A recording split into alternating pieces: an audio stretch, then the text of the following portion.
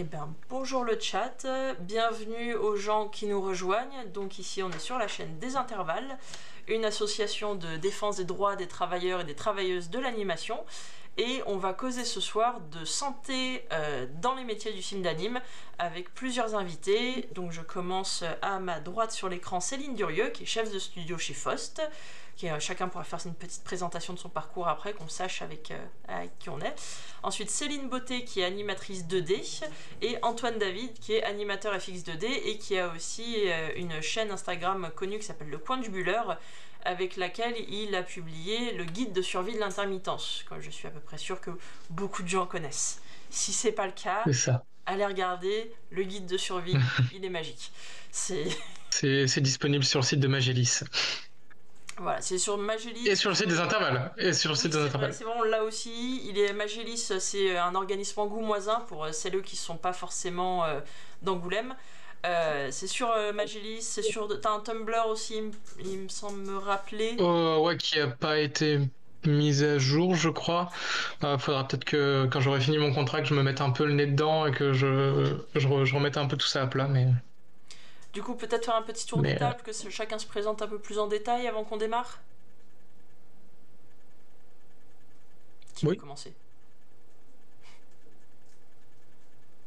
Ah bah allez, Céline. Ouais. Laquelle? Je sais pas. Céline Durieux. Honneur aux aînés.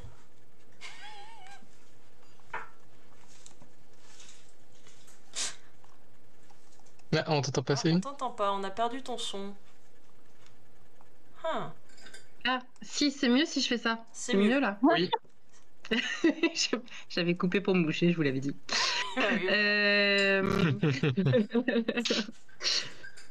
Du coup, oui. Chez Faust, qui est donc un studio d'animation 2D, et je m'occupe plus particulièrement des studios parisiens, puisque maintenant nous en avons 2. Et donc, je suis concernée par ce sujet puisque on a à peu près 150 personnes qui travaillent à Paris et que je suis du coup leur première. Comment vous pouvez le constater?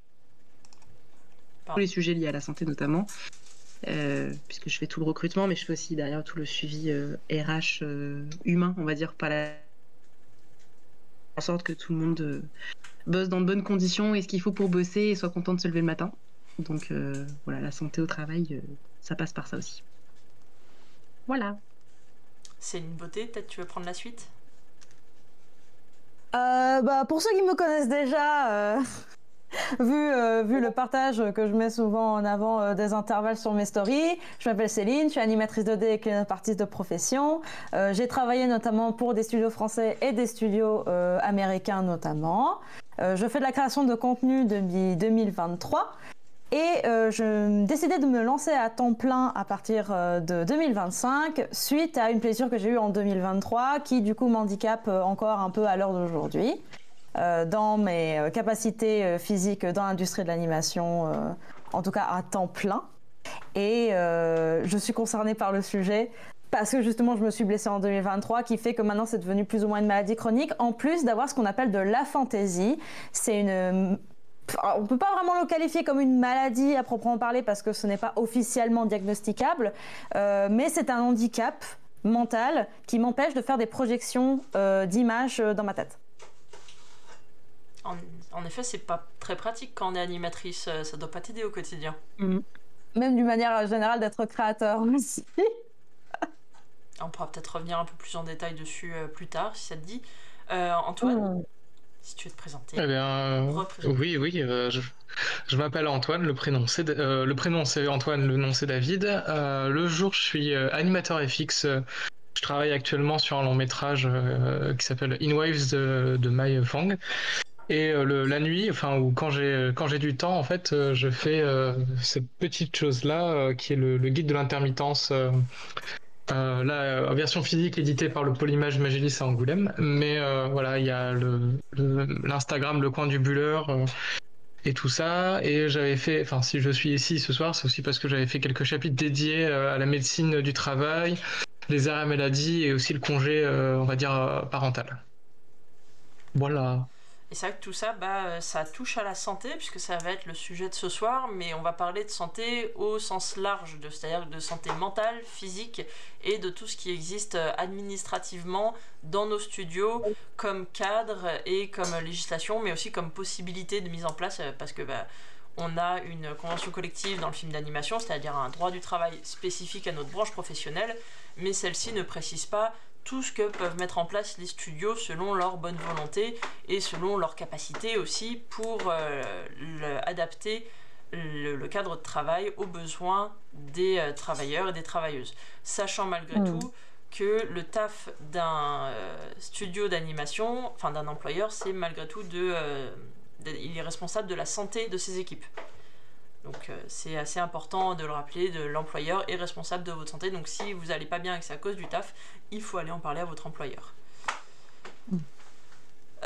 Peut-être démarrer justement avec la question la plus évidente et la plus rapide à gérer, c'est la santé physique, parce qu'on n'a certes pas des métiers dangereux, on n'est pas dans le BTP, on n'est pas éboueur, qui sont des métiers physiques et extrêmement dangereux. Il y a des classements qui existent en France et en Europe sur les métiers physiques et dangereux, mais on a malgré tout, nous, quelques petites maladies récurrentes qu'on voit souvent au studio.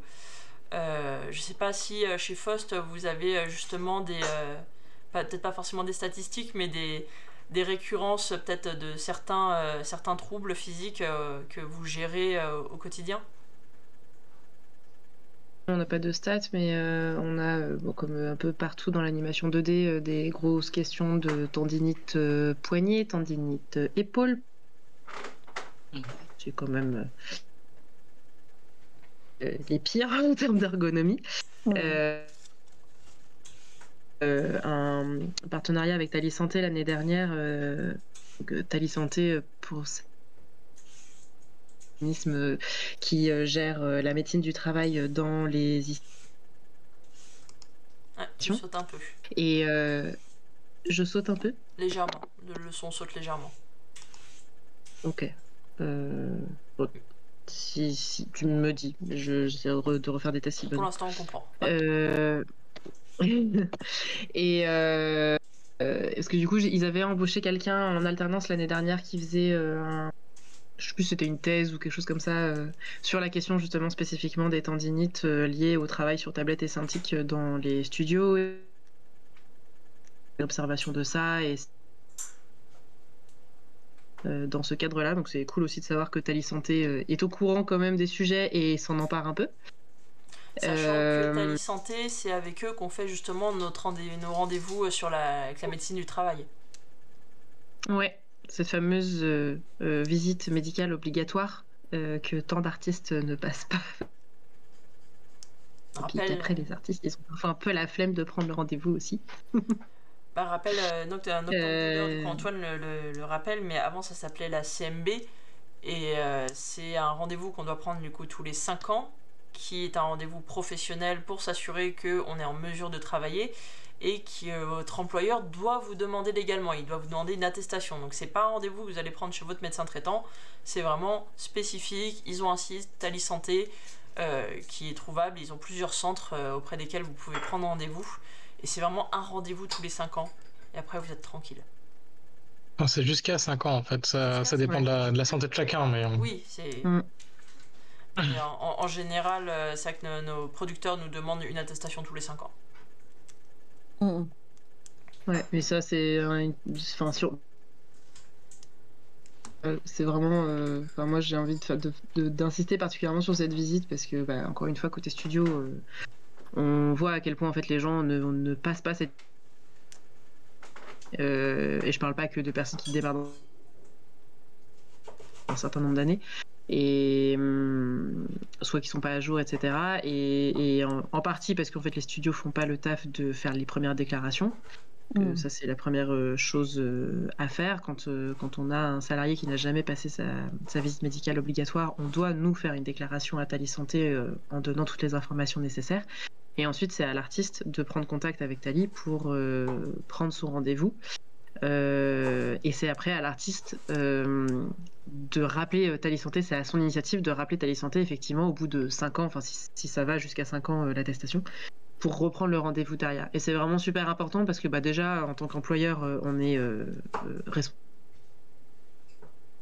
Alors je sais plus exactement les risques qu'il y a si on a un contrôle et que nos artistes n'ont pas passé la visite, mais c'est minimum des amendes, si ce n'est, je me demande si c'est même pas des peines pénales, il me semble. Je crois qu'il y a peut-être un truc comme ça.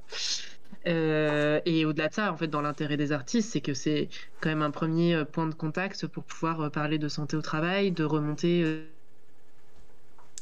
en fait dans le cadre de leur studio, mais quand il y a 10, 15, 20 personnes qui remontent les mêmes problèmes, ça penche sur la question. Je pense à un exemple d'un studio de publicité dans lequel j'avais des amis qui travaillaient. C'était un tout petit studio. Ah, tu sautes un peu quand même. Mais on comprend, mais t'as des petites sautes de son. Pourtant, je suis sur une connexion fibre avec un câble Ethernet. Je ne saurais pas t'expliquer. Je ne sais pas quoi faire. Non, mais globalement, on comprend à peu près. Malgré tout, il y a 2 mots qui coupent à droite à gauche, mais c'est gérable. Ok. Ouais, sinon, j'essaierai de changer. Du coup, un studio où les murs étaient peints en noir, les lumières étaient jamais allumées évidemment, et puis les volets étaient régulièrement fermés parce qu'ils bossaient sur de la pub / VFX, et personne s'en était jamais trop plaint, et ils avaient des chaises qui n'étaient absolument pas des chaises de travail, et en fait il y a 2 artistes dont parlait de manière un peu anodine, et en fait Thalys Santé, enfin le CMB à l'époque leur a dit mais c'est pas du tout ok en termes de santé quoi, pour vos yeux notamment, pour votre dos au niveau des chaises, et donc du coup ils ont fait un rendez-vous, ils ont visité le studio et à faire pour préserver la santé de leurs artistes quoi. Donc ouais, cette visite elle est vraiment importante, et puis je crois que les artistes sous-estiment en fait à quel point ça peut être. Thalys Santé, franchement, depuis que c'est plus le CMB, que c'est Thalys Santé, leur côté sur la compagnie. Et quand tu dis qu'ils ont fait, ils sont intervenus dans le studio, c'est quoi? Ils ont encouragé ou poussé le studio du coup à prendre des mesures pour améliorer les conditions de travail, genre en changeant les chaises, en repeignant les murs, je sais pas. Comment ça fonctionne? Alors, je t'avoue que comme c'était les amis en question qui m'ont raconté ça, j'ai pas eu les détails administratifs les détails côté studio, on va dire. Mais voilà, en tout cas, ils me remontaient cette fameuse visite qu'ils ont vu passer, tu vois, dans les locaux, en mode ça c'est pas ok, ça faut vraiment que vous le changiez. Et... Donc je sais pas après quelles étaient les obligations. Je sais qu'ils ont acheté des chaises. Par contre, les murs, effectivement, ils ont jamais été repeints. Après ça qu'on a des conditions de travail particulières, moi je pense aux compeurs en 2D comme en 3D qui souvent ont très peur d'avoir des reflets ou trop de lumière qui arrive sur leurs écrans et qui préfèrent travailler un peu dans le noir. Pareil pour les monteurs, mais c'est vrai que c'est des conditions de travail qui sur le long terme peuvent affecter la santé des gens, ne serait-ce que pour des questions de fatigue oculaire. Et faudrait pas que c'est pas un simple filtre bleu sur un écran qui va nous sauver et éviter qu'on n'ait pas les yeux qui fatiguent toute la journée. Donc là on parle quand même déjà donc de problèmes de dos, de tendinite du poignet, de l'épaule. Céline, Antoine, est-ce qu'il y en a d'autres auxquels vous penseriez qui sont récurrents?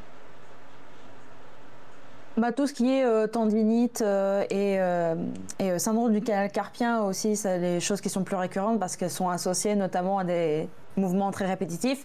Mais il y a aussi ce qu'on appelle des cervicalgies, donc du coup c'est les nerfs au niveau de la cervicale qui sont coincés et qui vont aller infecter tout le bras aussi, qui est un peu bâtard parce que c'est pas directement lié au mouvement répétitif mais vraiment plus à la posture. Et ça c'est une problématique qui est beaucoup plus large, ne serait-ce que la conception même et de l'installation même de comment on fait un studio, parce que ça va être dépendant des espaces qui sont loués et qui sont disponibles pour les entreprises, mais des fois les sièges qui sont utilisés, les bureaux qui sont utilisés, toute la mise en place qui va être faite pour accueillir les intervenants et les intermittents sont pas spécialement faits pour améliorer ou pour avoir des positions et des postures optimales pour aider à la santé. Et je voulais rebondir davantage un petit peu sur ce que tu disais, Céline D, du coup, par rapport à ce fait que des fois les intermittents sous-estiment peut-être un peu trop. Personnellement, je ne pense pas que c'est davantage sous-estimé dans le sens qu'il y a une forme de... comment on dit ça en français, helplessness, dans l'idée où on ne peut pas demander à un studio du jour au lendemain de tout revisiter et de racheter tout le matériel qui est nécessaire pour faire en sorte que les dispositions soient le plus optimales pour qu'on puisse moins se blesser. La dernière fois que je me suis... merci du coup Doodles pour le mot, on est démunis face à cette situation-là. La dernière fois que j'ai dû travailler en studio sur place en tout cas, le matériel qui était à ma disposition pour pouvoir m'installer, c'était une table Ikea qui était à peu près à 70 cm de hauteur. C'était pareil, un autre siège Ikea qui était absolument pas adapté parce qu'il n'y avait pas de soutien lombaire, il n'y avait pas de soutien cervical pareil pour les repose-têtes, en tout cas un repose-tête adaptable du coup pour toutes les tailles. Je suis pas spécialement un nain de jardin, mais je ne suis pas non plus une géante.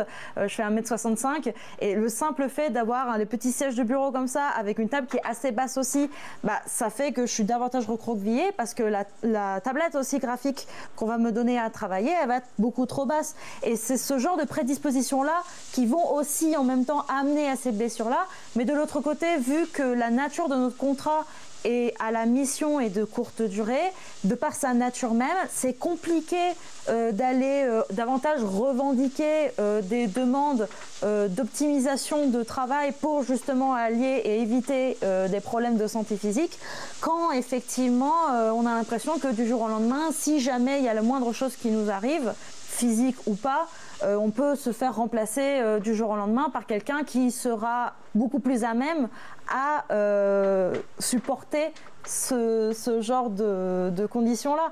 Et c'est ça qui est un peu compliqué aussi au fur et à mesure du temps quand on se blesse une fois ou deux fois, etc.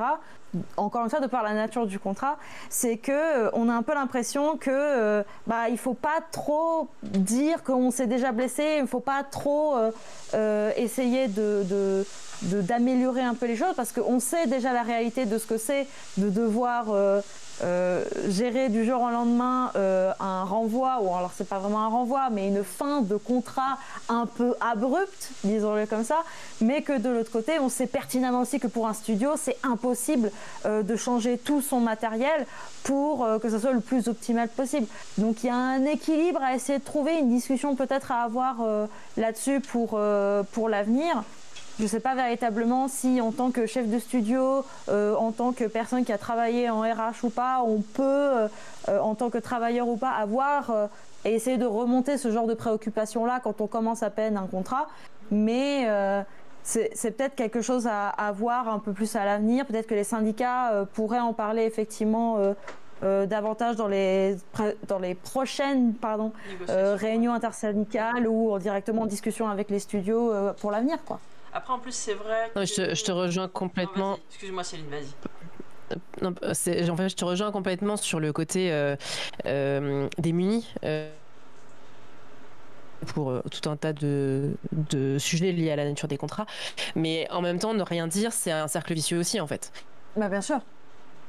Changer si les gens ne remontent rien, c'est que même si tu tombes sur un studio qui a de la bonne volonté et qui qui souhaite entendre les choses, en fait si on ne remonte pas les choses on peut pas le deviner, quoi.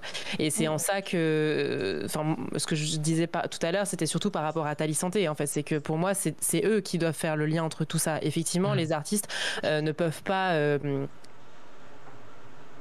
tout un studio. Tu vois, nous qui sommes justement très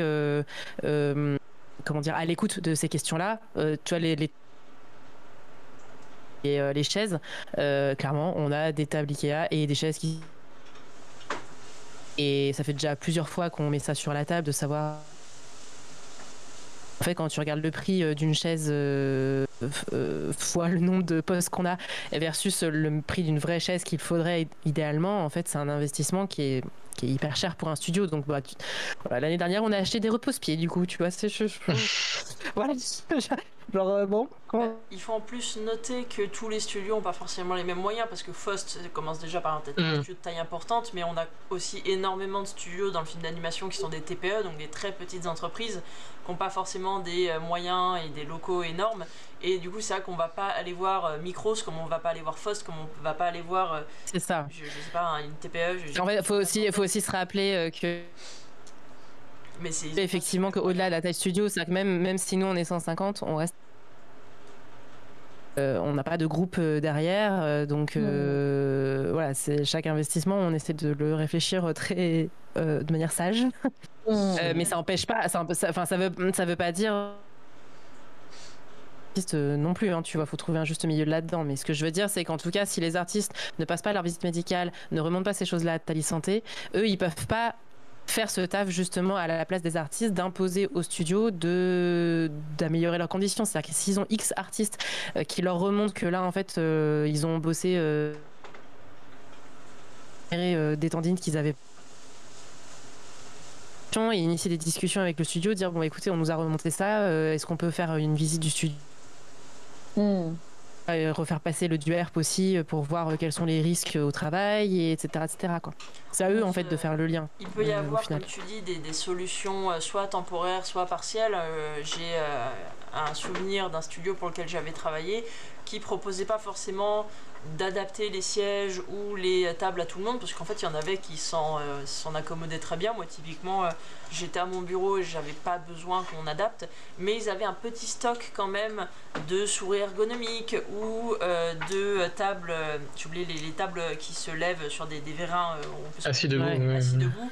Et ils avaient je aussi rêve d'en avoir quelques-uns de ces gros ballons sur lesquels s'asseoir pour les gens qui ont des problèmes de dos, et de ces très étranges tabourets, je ne connais pas leur nom, où on a juste les fesses posées, les genoux posés sur l'avant.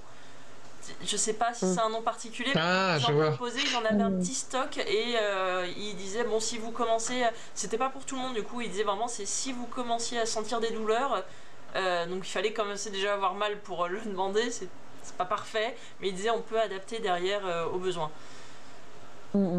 C'est pas après une solution définitive, et comme sujet, on pourra rajouter peut-être avec Antoine derrière, mais c'est bête, mais aussi l'accès PMR des studios, donc des personnes à mobilité réduite, il est très rarement appliqué, ce qui fait que il y a il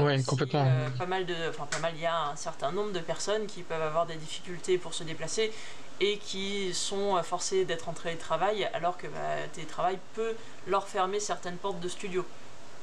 C'est pas non plus aisé, et c'est vrai que ça, c'est un problème qui se retrouve dans l'ensemble du secteur du travail. Je veux dire, le film d'anime n'est pas spécifique là-dedans, mieux ou moins bien, mais c'est un sujet aussi sur lequel faudrait que les syndicats, tant de patronaux que de travailleurs, faudrait qu'ils s'en occupent un peu. Je sais pas si Antoine, tu avais d'autres points à rajouter sur la santé physique.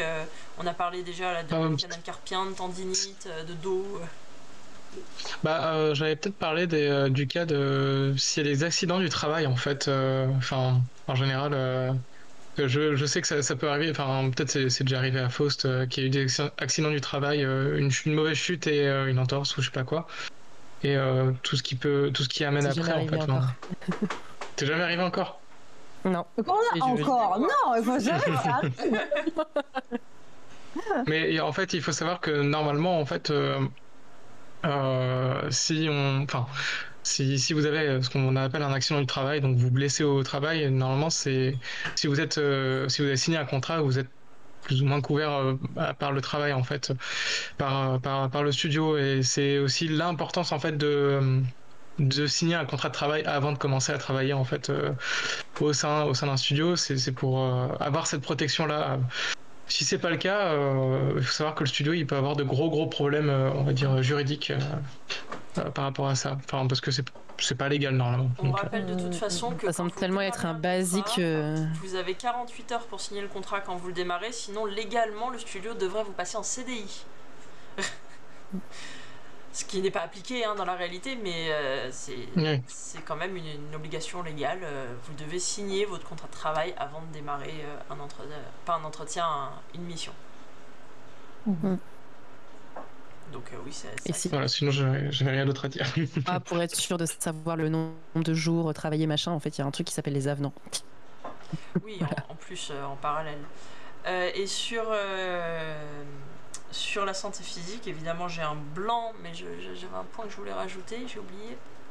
Ça va me revenir. Alors, il y a les questions de fatigue oculaire qui, mine de rien, sont quand même importantes parce qu'on voit beaucoup d'artistes techniciens qui passent la journée à 10 cm de leur synthique non-stop. Ah si, je sais. Et ce à quoi je pensais, c'est un rappel important auquel on oublie souvent de penser parce qu'on est à fond dans son plan, on est à fond dans sa tâche et tout, mais on est censé prendre des pauses dans la journée. Et ces pauses, elles sont payées par l'entreprise, ça fait partie de notre temps de travail. Vous n'êtes pas censé bosser 8 heures d'affilée sans pause, ou 7 heures si vous êtes aux 35 heures en temps plein. On est censé faire des pauses, et ce que recommande l'ARS, l'agence de santé, c'est de faire une pause à minima toutes les heures. C'est-à-dire de se lever, de faire quelques pas, et de pas prendre toutes même vos pauses devant l'écran. Je dis ça en mode faites ce que je dis, pas ce que je fais, parce que typiquement moi c'est ce que je fais tout le temps. C'est très mauvais pour vos yeux, pour votre dos, enfin vraiment c'est un coup à ce que vous ayez des douleurs après dans les articulations. Donc faites des petites pauses toutes les heures. Ça peut être une pause clope si vous fumez. Alors c'est pas dingue niveau santé ce que je vous dis là en fait. Allez fumer pendant votre pause, mais ça peut être juste marcher un peu. Vous n'êtes pas obligé de sortir du bureau, aller en salle de pause 5 minutes. Hydratez-vous. Le nombre de collègues que je vois moi en studio qui ont mal au crâne en fin de journée parce qu'ils se sont pas hydratés. Hydratez-vous, c'est important. Et ouais, bon, prenez des pauses, et pas de culpabilité, je le dis d'expérience aussi là pour le voir en studio, et il n'y a pas de culpabilité à prendre des pauses dans votre journée, à dire bon là j'ai besoin de sortir un peu ma tête de ma bulle, ça va me faire du bien, parce qu'en plus on est aussi souvent, on n'en a pas forcément parlé, mais dans des éclairages pas toujours très adaptés à nos conditions de travail, donc ça peut être très fatigant sur les yeux en plus de la synthique, et c'est un coup à ce que vous ayez des migraines à répétition. Et dans alors Céline, tu pourras me détromper, Céline Durieux, pardon, tu pourras me détromper si je dis des bêtises, mais il me semble en plus que les studios n'ont pas d'obligation d'avoir une trousse à infirmerie et peuvent pas donner de médicaments à leurs employés. Genre si vous n'avez pas de vos propres Doliprane, l'entreprise peut pas vous dépanner légalement. Exactement, ouais, on n'a pas le droit de... On n'a pas le droit de filer de médicaments, on a une trousse de premier secours, ça oui, mais sinon le reste. Donc si vous vous transpercez la main avec votre stylet, ça passe. Par contre, si vous avez la migraine, il y a exactement. Ce qui n'est pas forcément ultra pratique. C'est des rappels qui peuvent paraître un peu bateau, hein, j'en ai conscience, mais qui sont malgré tout toujours bons à rappeler, d'autant que nous, ce qu'on a observé aux intervalles, quand on avait fait notre gros dossier sur le fonctionnement des écoles d'animation, c'était que justement, il n'y avait aucune prévention en école et aucune préparation à la santé dans le cadre de son emploi, et qu'il y avait beaucoup finalement de mauvaises habitudes qui étaient prises dès les écoles par les élèves, pas forcément parce que c'est l'école qui leur dit de faire ci ou de faire ça, mais parce que c'est un rythme de travail qu'ils prenaient, c'est une manière de travailler qu'ils prenaient, et personne n'était là pour corriger cette manière de faire, et ils arrivent après en studio avec ces mauvaises habitudes prises, et elles sont très banalisées, très normalisées, donc c'est pour ça que je dis ça peut paraître un peu simple et un peu basique ce que je rappelle, mais c'est en fait aussi bon pour les étudiants que pour les travailleurs, et c'est des choses qu'on a tendance à oublier assez facilement.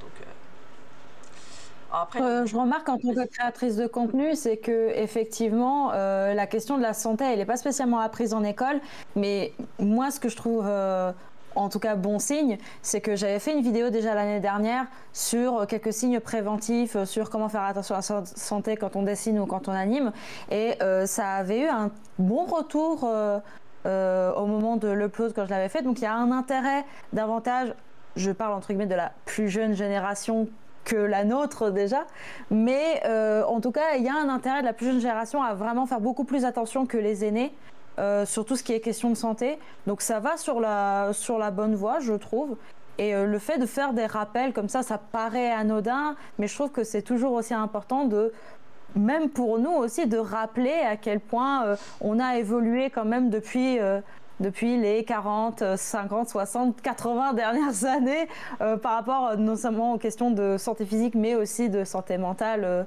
de ce point de vue-là dans notre industrie en tout cas en France. Bah justement, tu me permets de faire le pont avec la santé mentale parce que on a quelques risques, donc ce que je disais de santé physique dans nos métiers, mais c'est surtout des santé psychique et mentale qu'il est question. Nous on avait eu des retours pas mal aux intervalles sur le fait que le fonctionnement de l'intermittence du spectacle et la précarité de nos métiers, au-delà de la crise actuelle qu'on traverse, pouvait être stressante pour une partie des travailleurs et travailleuses, dans le sens où il faut tout le temps être à l'affût du prochain travail, tout le temps être en train de chercher, et que même finalement entre deux contrats, on n'est pas vraiment en vacances, on est en train de chercher et à tout prix de trouver son prochain boulot. Et que c'est, encore une fois, selon l'ARS, ça compte parmi les risques psychosociaux, ce stress-là. Et c'est quelque chose qui est pas évident à gérer. Je sais pas si vous l'avez déjà vécu, Antoine et Céline, en tant que justement qu'employé et intermittent. Parce que Céline Durieux, si je dis pas de bêtises, mais t'es en CDI, toi, t'es pas en intermittence. Je suis en CDI maintenant, mais je l'ai passé 7 ans en tant qu'intermittente. Oui, donc tu l'as quand même vécu aussi, et c'est quelque chose que j'ai vécu les deux côtés, ouais. Du coup, comment ça se passe? Céline, je peux commencer ou tu as quelque chose à dire Vas-y, laquelle de Céline? Beauté, vu que c'était à nous que... parce que là, pour vous dire, enfin, moi par exemple, je suis sous contrat pour un studio jusqu'en mai prochain, mais en fait, j'ai déjà commencé à rechercher en fait l'après. Je commence déjà à prospecter, à demander autour de moi. Donc non, c'est un truc que j'ai toujours fait, à toujours chercher en avance le contrat, enfin même entretenir des relations avec les studios pour pouvoir essayer de guetter ça. Parce que bon, ça c'est moi j'ai un naturel un peu prudent et c'est un truc qui moi j'ai l'impression me coûte pas trop psychologiquement, mais parce que j'aime bien aussi faire certaines démarches. J'ai des collègues qui pour eux c'est pas du tout la même tasse de thé. Il suffit qu'on puisse avoir un TDAH ou qu'on soit complètement neuroatypique. Ça peut être compliqué en fait de s'organiser, de trouver aussi le courage de demander, d'aller chercher, et puis ça demande aussi du travail d'essayer de trouver les personnes ou d'écrire un message, que ce soit pas tout le temps le même. Donc non, je vois que je sais que ça a un coût psychologique et que c'est pas forcément à la portée de tout le monde. Donc et puis il y a aussi c'est des cas très particuliers, mais pour avoir presque été dans ce cas-là, où j'ai bossé dans un petit studio à un moment, et c'était un studio qui nous rappelait assez souvent.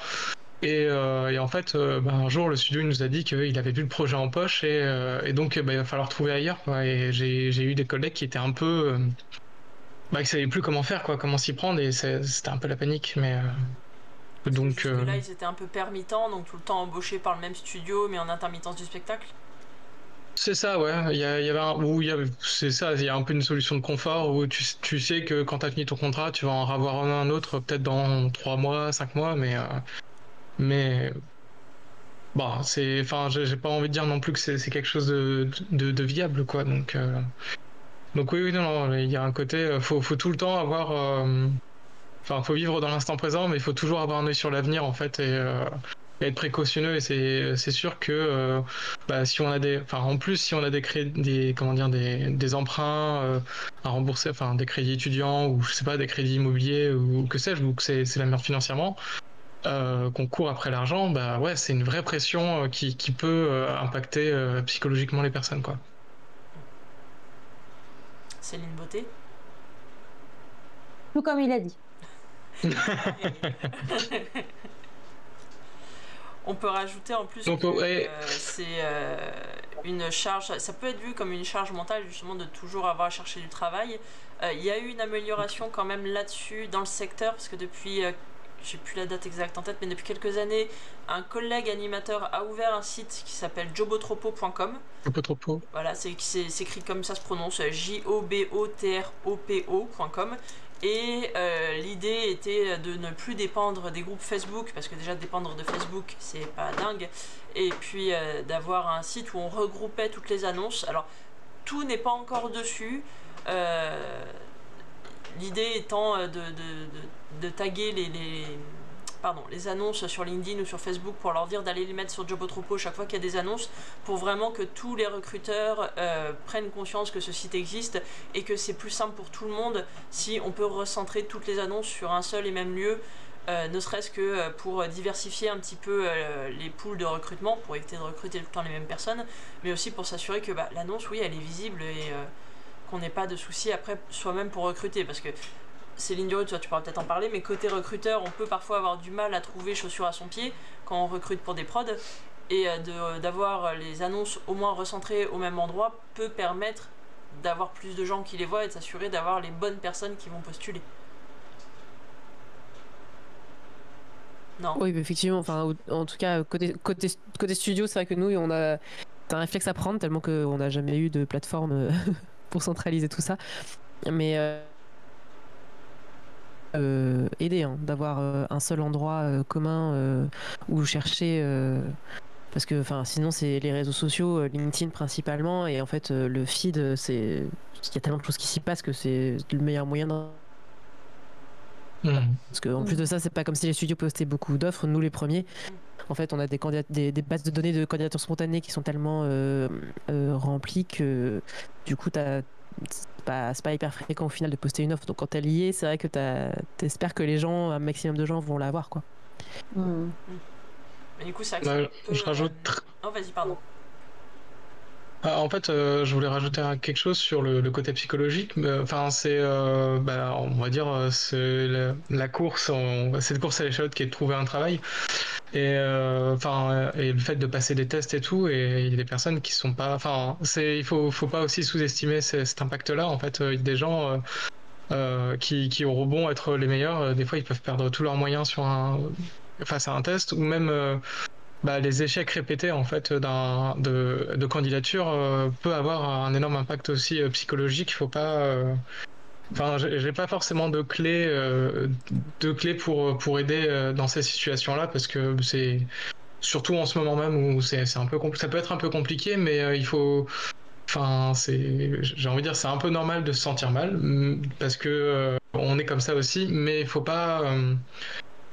Faut pas non plus baisser les bras. Ce n'est pas parce que vous n'êtes pas pris sur un contrat que vous êtes mauvais ou mauvaise. Malheureusement la compétition du moment. C'est une personne qui a postulé plus tôt que vous et qui a été prise, etc., quoi. Mais voilà. Et par contre, alors c'est vrai que ça peut être aussi stressant de ne pas avoir de retour, même parfois des recruteurs et recruteuses, parce que c'est vrai qu'on postule et on n'a pas de nouvelles. Il y a un travail que nous on aimerait faire à terme aux intervalles avec les syndicats représentatifs sur la gestion du recrutement dans le secteur, mais pour prêcher un peu pour ma paroisse pour le coup, étant souvent en charge du recrutement sur mes prods, c'est vrai que imaginez que quand on poste une annonce, on peut avoir 100 à 200 personnes qui postulent et qu'on a plein de trucs à gérer en parallèle. Donc c'est pas contre vous si on répond pas. En général, les gens qui ont un peu l'habitude demandent à mettre un objet dans le mail, comme ça il y a une réponse automatique qui prévient que si vous n'avez pas de réponse d'ici à X temps, c'est que votre candidature n'a pas été retenue. Si vous n'avez aucun retour, n'hésitez pas parfois à relancer au bout de 2 semaines si vous n'avez pas de nouvelles. Ça mange pas de pain, mais encore une fois, dites-vous que c'est pas contre vous, c'est spécifiquement que les gens répondent pas, vous êtes pas... vous faites pas ghoster souvent volontairement par le recruteur, c'est juste qu'ils sont sous l'eau. C'est comme vous en fait. Quand il y a des recruteurs, hein, parce que tous les studios n'ont pas des postes en recrutement, quoi. Souvent c'est les chargés de prod et les dir prod, voire les leads, ce qui moi personnellement me rend nuts. Et j'ajouterais à ça aussi, c'est Céline Beauté qui a fait un live Twitch hier et qui avait rappelé à juste titre que il ne faut pas non plus spammer les recruteurs ou les chargés de prod ou les mails job, parce que à la limite envoyer un mail tous les 3 semaines dans l'idéal en fait, si vous avez vraiment pas de réponse, si vous envoyez tous les jours ou toutes les semaines, peut-être que les chargés de prod seront pas très motivés à vous répondre, quoi. Donc après, si c'est tout en comprenant la frustration. Une candidature spontanée et si c'est une réponse à une annonce. Si c'est une candidature spontanée, oui, on relance. Oui, réponse à une annonce avec un début de mission, ouais, complètement, mais. Si c'est spontané, oui, c'est ça que ça sert à rien. Il y a Yadoodles dans le chat qui fait remarquer qu'en termes de santé, il y a un énorme aspect où on attache notre propre valeur au travail, parce que c'est vrai que mine de rien, on est dans ce qu'on appelle des métiers passion, et que ça peut être difficile du coup de se détacher de son boulot et de se dire ma valeur, ma qualité ne dépend que de mon travail. Alors il faut bien penser à comme elle le dit très bien, à se détacher émotionnellement. Je sais que c'est plus facile à dire qu'à faire, mais votre valeur n'est pas dépendante de si vous avez trouvé un boulot, de si vous avez bossé même sur la dernière prod super cool. parfois c'est un boulot. Donc on le fait aussi, parfois il est cool, parfois on le fait parce qu'on a besoin de payer nos factures. Et de la même manière, sur les risques psychosociaux, il y a les risques d'intensité de travail qui sont mis en avant par l'ARS. Et cette intensité de travail, c'est les heures sup. Donc ça, c'est un truc sur lequel nos métiers ont besoin de beaucoup travailler, parce que souvent on a des deadlines serrés, des quotas un peu difficiles à tenir, voire une absence de temps d'adaptation, ce qui est équivalent à une période d'essai dans les studios. Si vous avez du mal à tenir ces quotas, je sais pas comment ça fonctionne dans les studios où vous êtes allés, chacun de vous trois, et ou même chez Faust comment ça fonctionne, mais travailler des heures sup, ça vous fera pas aller plus vite. Ça, moi ce qu'on travaille dessus, on a eu pas mal de retours là-dessus sur les intervalles, mais c'est les gens font des heures sup parfois même sans même qu'on leur demande, c'est juste qu'ils veulent montrer, ils veulent finir dans les temps, ils veulent montrer qu'ils sont motivés, ils ont envie de bien faire le travail, mais les heures sup vont pas forcément les aider dans ce sens. Je sais pas comment est-ce que vous en pensez. Moi, quand j'ai commencé à travailler, quand je suis sortie d'école, effectivement, il y avait un peu cet amalgame qu'on faisait de plus tu t'investis dans une mission et plus on va avoir des chances de te renouveler. Parce que traditionnellement, en tout cas, dans la vision très productiviste de n'importe quelle industrie en France, il y a un peu cette affiliation-là aussi dans notre subconscient. On le voit de par la culture que l'on consomme aussi, qu'on voit cette affiliation dans le schéma méritocratique de cette vision productiviste de si je m'investis davantage, si je me tue à la tâche, je vais m'améliorer et donc on va m'accorder de la valeur et donc je vais avoir un meilleur métier, etc., etc. Le fameux esprit shonen de devoir dessiner, de devoir travailler jusqu'à plus avoir aucune envie de vivre carrément, de se donner corps et âme à son travail parce que il y a cette affiliation qui se fait là et qui est très compliquée à se détacher. Moi, j'ai eu énormément de mal à me détacher de ça. Quand on me disait quel était mon pire défaut, c'était davantage d'être perfectionniste. Mais ce que je voulais davantage dire, c'était dans l'idée de je m'implique tellement parce que j'ai trop peur de ne plus avoir de contrat après.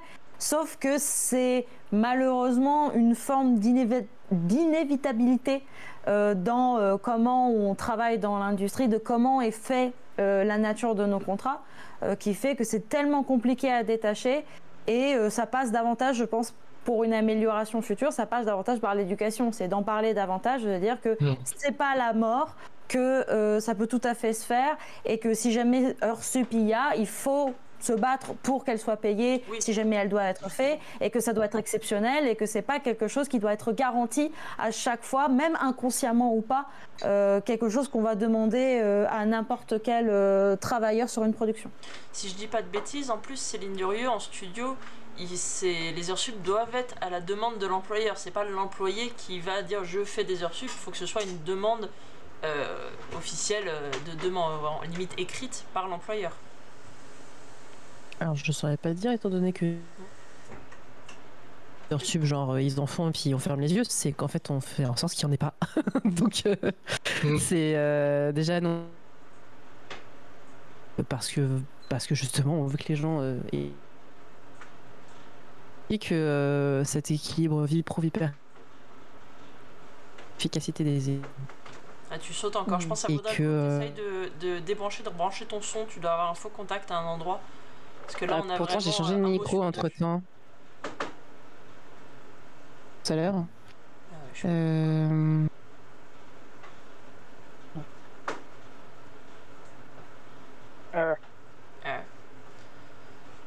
Mais du coup, comme dit Céline, comme disent les deux Céline d'ailleurs, les heures sup, quand il y en a, il faut qu'elles soient payées. Et si vous vous sentez d'en faire, discutez-en avec vos collègues. Restez pas dans votre coin. De toute façon, on fait des métiers collectifs, donc de discuter avec vos collègues si vous sentez qu'on vous pousse à faire quelque chose. D'autant que, et c'était l'INRS, excusez-moi tout à l'heure, pas l'ARS, qui est aussi une agence gouvernementale de santé, mais pour la santé spécialisée au travail.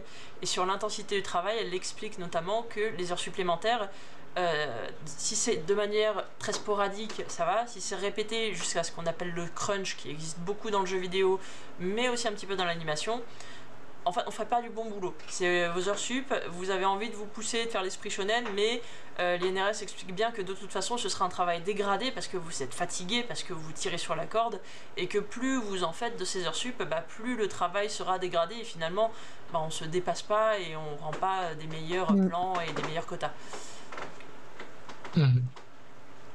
Mais juste pour sauter sur...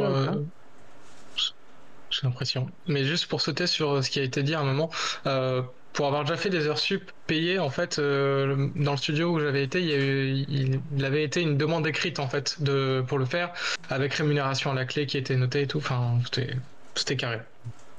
Et c'était pour genre 2 soirées enfin 2 soirées, on avait un certain nombre d'heures supplémentaires à faire et dans un temps dédié. Donc à partir de là, avec l'équipe, on s'est organisé pour savoir quand on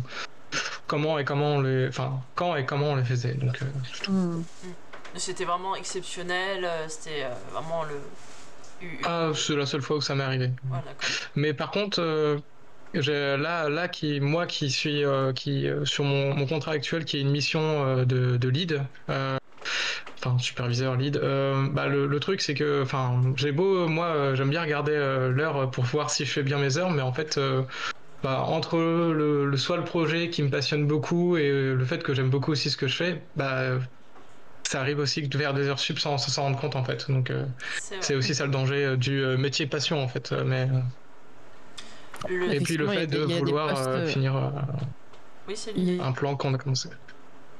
Enfin, qui ont plus de propension à ça. Je pense notamment aux postes qui sont en pré-production ou les postes encadrants, les postes réels.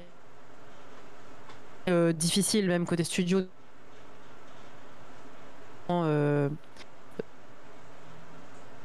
Tu sautes quand même pas mal. Prestations. On t'a entendu rire, c'est déjà ça. J'ai les micros et tout, je sais pas d'où ça vient en fait. Là on t'entend bien.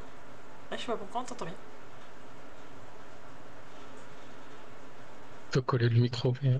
voilà, faut être collé, je sais pas. Non, mon Dieu, il doit y avoir une saute, c'est vrai que ça fait un peu rébut. Je sais pas si tu peux essayer de regarder si t'as une autre entrée pour le micro, parce que clairement c'est au niveau de l'entrée que ça saute, je sais pas d'où ça vient. Mais c'est pas évident. Et c'est vrai que quelqu'un vous a remarqué dans le chat tout à l'heure que les heures sup, il y a ce truc où personne nous y oblige, mais sans ça le projet se finit pas. En fait, en tant qu'employé, c'est pas votre responsabilité. Vous n'êtes pas responsable de si le projet fonctionne ou pas. Alors vous allez me dire oui, mais si je fais pas mes quotas, on va pas renouveler mon contrat. Certes, mais dans ces cas-là, encore une fois, allez voir, parlez-en en groupe dans votre département, vous soyez en anime, en posing ou autre. Parlez-en en groupe et faites remonter le problème à la production, soit à votre lead, soit au chargé de prod. Normalement, vous avez au moins ces 2 postes au-dessus de vous qui sont censés être vos interlocuteurs principaux.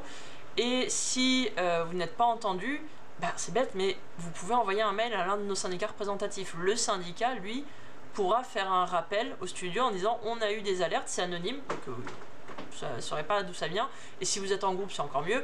Et le syndicat pourra faire un retour au studio en disant on a eu des alertes, là il y a des gens qui travaillent des heures sup sans être payés. Et c'est facile d'avoir en plus, ça c'est une petite protection, mais vous pouvez, s'il y a des logiciels comme, j'ai oublié son nouveau nom, c'était ShotGrid avant, c'est Flow. C'est Flow. C'est Flow maintenant ? Ouais, maintenant c'est Flow. Ou comme Kitsu, où parfois les prods demandent à ce que vous notiez vos heures d'arrivée, vos heures de départ. Vous pouvez montrer que oui, regardez, vous avez été là, ou même vous avez publié ou fait un rendu à telle heure, et du coup vous avez bien fait des heures supplémentaires.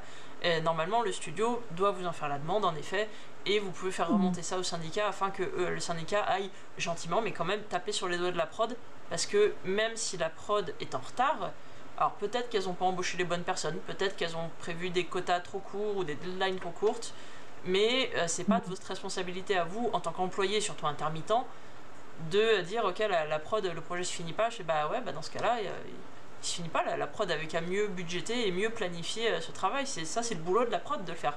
Quand je dis la prod, c'est le producteur, votre patron, le dire de prod, le chef de studio, le même dire de prod, il est intermittent souvent, mais ça n'empêche pas.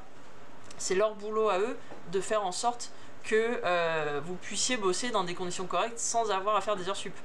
Et pour le coup, pour l'avoir déjà vu en studio, parfois oui en effet, on a vu des quotas trop courts. Ça marche pas. On peut, quand c'est pas des pipes trop compliqués, faire remonter donc le problème et essayer de trouver une solution pour qu'on tienne dans les temps. Soit en revoyant un petit peu le workflow, soit le pipe, soit en essayant de débloquer peut-être un peu d'argent, ça peut arriver aussi, pour embaucher une personne supplémentaire en renfort. Encore une fois, c'est pas à vous de vous épuiser à faire ce taf, à dire oui mais si je le fais pas, la prod se terminera pas. Ça, vous allez juste courir droit dans le mur et droit dans le burn-out. En faisant ça, c'est vraiment pas une bonne idée. Même si c'est la meilleure prod du monde, même si vous avez les meilleures équipes, le meilleur réal, c'est quand même pas votre boulot. Quelqu'un fait remarquer que pour le micro de Céline, c'était peut-être la réduction de bruit automatique qui faisait nimp. C'est vrai que... qui gênait. Je sais pas, je tente un nouveau setup là, j'ai enlevé, je sais pas si vous m'entendez mieux comme ça ou pas. Bien. Ça coupe pas. Là ça coupe pas, ouais. Bon, en fait j'ai enlevé mes écouteurs Bluetooth qui n'étaient pas mon micro. Céline, tu pourras peut-être nous répondre à ça. Il y a fait remarquer que demande si on note ses heures sup sur une feuille volante, est-ce que ça fait foi pour prouver qu'on a fait ses heures supplémentaires ou est-ce que c'est pas suffisant? J'avoue que moi j'en sais rien du tout. Je sais pas non plus, et à mon avis la parole de l'artiste contre celle du studio.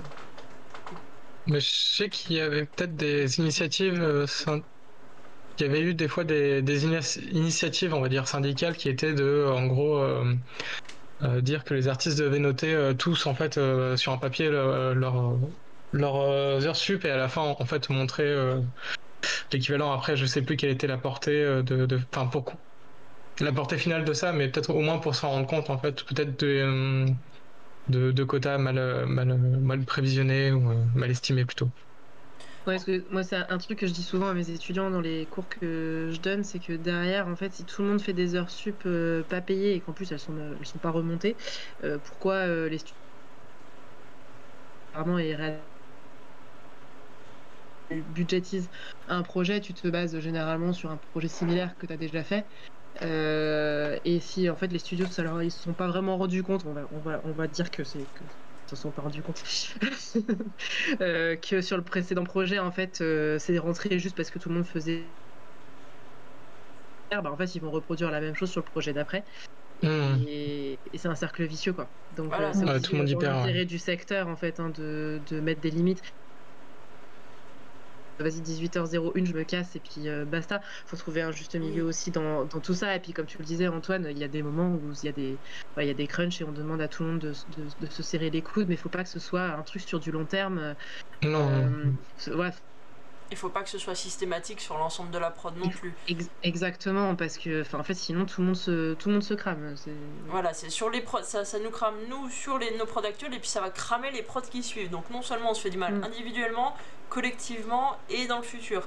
Parce qu'il faut aussi penser que quand parfois on est très motivé et qu'on fait ses heures supplémentaires parce qu'on est à fond dedans, on peut avoir des collègues, je le dis pour avoir eu le cas personnellement moi en studio, on peut avoir des collègues qui vont culpabiliser en voyant que des collègues restent plus tard et qui vont se dire il faut que je fasse pareil sinon on revient à ce problème, à ce cercle vicieux de si je fais pas aussi bien que l'autre je vais me faire virer. En l'occurrence c'était une personne qui avait des soucis de concentration et qui était plus efficace en fin de journée qu'en début de journée, donc on avait adapté ses horaires. C'était quelqu'un qui arrivait vraiment en fin de matinée et qui restait plus tard le soir. Et c'est un autre point qu'on peut aborder en studio, c'est en effet adapter ses horaires. Ça fait partie de la santé mentale, de pouvoir travailler dans de bonnes conditions et d'avoir du coup des horaires si besoin aménagés. Est-ce que c'est quelque chose que vous avez pas mal vu en studio dans vos expériences ou qui se fait assez facilement? Moi personnellement pas du tout. Quand j'ai dû signer des contrats pour des productions, c'était soit du 35 heures, soit du 39 heures traditionnellement, qui débute à 9 heures et qui se termine à 18 heures, pour le dire grossièrement. Donc effectivement, c'est pas des choses qui ont été mises en place, qui ont été mises en avant sur ça. Après, peut-être effectivement que c'est une question que je vais personnellement davantage mettre en avant de par ma blessure qui est devenue de plus en plus chronique maintenant. Mais effectivement, c'est quelque chose qui est pas, en tout cas de mon expérience, pas spécialement mis en avant. Et il y a un peu le côté si jamais on demande des aménagements en termes d'horaire, contrairement à nos collègues, comment ça va impacter la cohésion de groupe avec le lead, avec nos autres collègues aussi, parce que justement nos horaires sont pas exactement les mêmes. Donc ça veut dire que dans les calculs qui ont été faits par la production avant en termes de quotas, c'est pas exactement la même chose. Donc ça veut dire qu'il faut réaménager encore plus dans ce coin-là. Et déjà que on est sur des contrats qui sont assez courtes. Donc du coup, ça voudrait dire que on est un peu par notre présence, on peut considérer qu'on est un peu gênant, mais pas complètement, mais un peu quand même. Enfin, c'est quelque chose qui est un peu complexe à mettre en place. Après, effectivement, le fait de savoir en discuter que c'est possiblement faisable dans les studios français, ça peut être quelque chose qui peut être mis en place et qui peut être davantage démocratisé à l'avenir. Quand c'est une ou deux personnes dans ton studio, encore, ça peut s'argumenter auprès des autres équipes. Typiquement, justement, dans cette optique aussi de veiller à ce que les horaires des équipes 7 heures par jour, on n'est pas non plus hyper carré sur genre on veut que les gens soient là à 10h et finissent à 18h. On a une certaine souplesse Mais du coup, si tu décales complètement les horaires des gens et que tu fais ça à trop de gens, en fait, c'est enfin, tout pour tout le monde, mais voilà. Ça... Ah, tu ressautes de nouveau. Parce qu'elle a eu un aménagement. Donc c'est pas un problème de casque. Visiblement. Je sais pas. Voilà.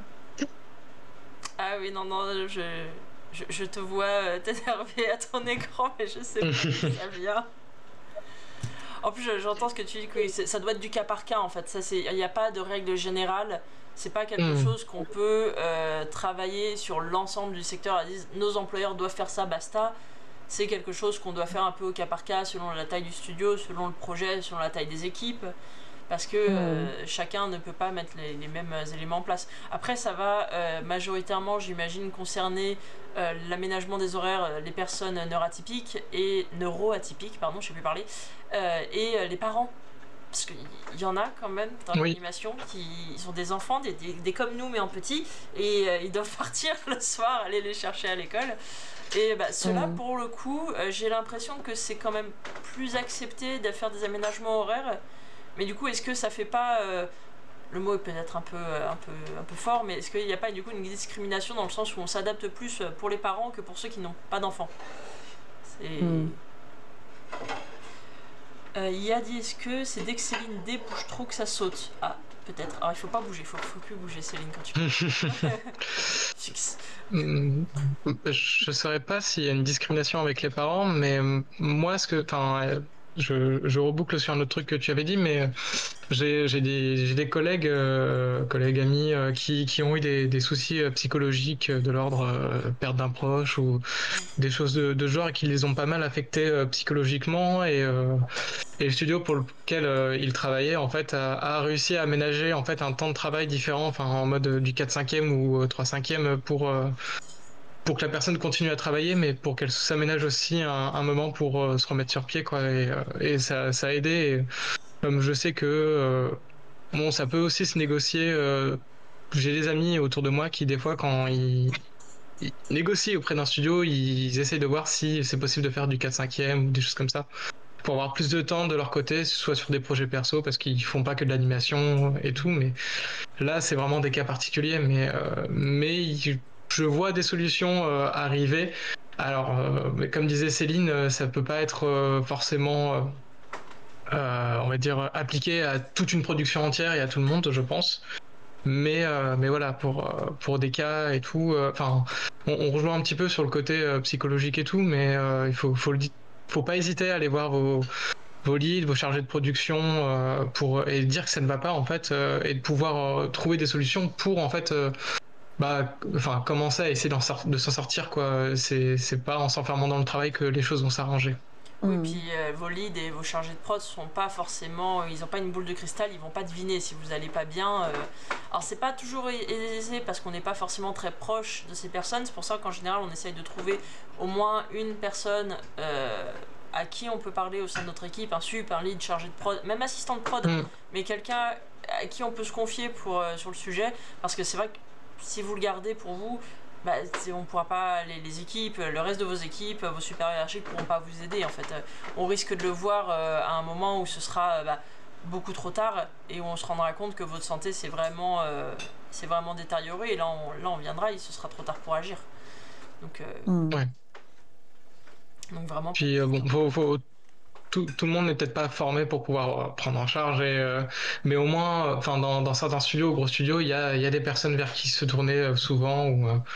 Enfin, enfin, je sais pas si je dis une énorme bêtise, donc Céline Durieux n'hésite pas à me dire si je dis une bêtise, mais il y a quand même un côté très très social en fait aussi dans le côté chargé de prod et tout, et c'est, enfin, et même dans le côté d'élite quoi, donc on va dire c'est un peu des managers, et les chargés de prod c'est des managers de managers, etc. Donc chaque personne ce sont des artistes avec leur sensibilité et leurs soucis dans la vie de tous les jours, et bon bah il y a des moments ça va, il y a des moments ça va pas, et il faut être ok des fois de le dire et de s'en occuper quoi. Et du coup, est-ce qu'il y a des personnes qui sont formées, justement, c'est la question que tu poses, c'est est-ce que les chargés de prod sont formés à accueillir la parole des personnes et à réagir au mieux? Je vois que Cinédrix, elle est désespérée, j'en suis sincèrement désolée dans le chat. Cinédrix, j'espère que ça va aller. Avec un... Mais je sais pas si l'AFDAS fait des formations vis-à-vis de ça en fait, vu qu'ils font des formations plus autour de l'écologie dans les productions, ou on va dire de l'écoute aux victimes des VSS, mais Alors VSS, donc je rappelle, violence sexuelle et sexuelle, il y a quelques formations qui commencent à se mettre en place sur le management, donc, mais je sais pas, est-ce que c'est vraiment du pur management, genre gérer les gens carrés, ou est-ce que ça comprend aussi justement des questions d'écoute et d'accueil de la parole des personnes? Ça vaudrait peut-être le coup de creuser. C'est pas des formations. Nous, on en fait une là avec nos sup. Je sais pas si vous m'entendez du coup. Si, là, on t'entend. On t'entend. Là, on t'entend. Bouge pas trop et on t'entend. Ok. On en fait une là avec 11 de nos. Donc du coup, ça semble normal d'y inclure. Ah bah non, mais par contre. Tu bouges trop. Bouge. C'est le fil qui bouge. Je bouge plus. Je dis plus rien. Non, si, parle, mais vas-y sans bouger. mais par contre, effectivement, ça remplace pas la vraie formation VHSS. Il y en a effectivement. Il y en a une au CNC aussi, me semble-t-il. Oui. C'est plus pour que les sup et les leads soient au courant, enfin puissent en fait repérer en premier lieu ce genre de situation, et effectivement et 2-3 des problématiques comme ça, parce qu'ils sont souvent à la première porte d'entrée et qu'ils savent pas eux-mêmes quelles sont les possibilités quoi. Oui, ou même qui peuvent arriver à avoir des biais de comportement ou des biais de propos qui font que ça peut être douloureux pour leurs équipes, et qu'en fait ils se rendent pas compte, et que la formation peut aider à corriger ça. Sur la question en plus des VHSS, c'est d'autant plus intéressant que on soit VSS pour violence sexiste et sexuelle, soit VHSS pour violence et harcèlement sexiste et sexuel, mais en fait ça prend aussi en compte dans la plupart des formations le harcèlement moral. Donc c'est-à-dire le harcèlement dans sa globalité, au-delà de la question du genre de la personne harcelée. Et ça tombe bien parce qu'on va sortir avec les intervalles, j'en profite pour faire une petite pub, un guide là à la mi-février, on va essayer de vous le sortir pour la Saint-Valentin, petite blague, sur justement ce qui existe dans le secteur, vers qui vous pouvez vous tourner pour vous former, parce que c'est vrai qu'on a finalement, ça évolue dans le bon sens, mais on a peu de personnes formées à la prévention et à la gestion des VHSS en entreprise, sachant que légalement, toute entreprise qui a un CSE, donc c'est les entreprises de plus de... J'ai un blanc. C'est au-dessus des TPE quoi. Oui, c'est au-dessus des TPE, c'est les PME, mais j'ai oublié le nombre de salariés minimum pour avoir un CSE. 50 ? Je crois, il me semble. Ouais. Du coup, les CSE doivent avoir un minimum un ou une référente VHSS. Le mieux, c'est d'en avoir 2, mais ils n'ont pas d'obligation. Ça, je me souviens, avant 250 employés. Donc, en gros, il y a Micros, Illum, peut-être TAT qui sont concernés, mais voilà, ça fait comme pas grand monde employés permanents ou équivalents. Donc, ça réduit le nombre d'entreprises concernées. Mais ils sont censés avoir des personnes formées et on sait que c'est pas le cas.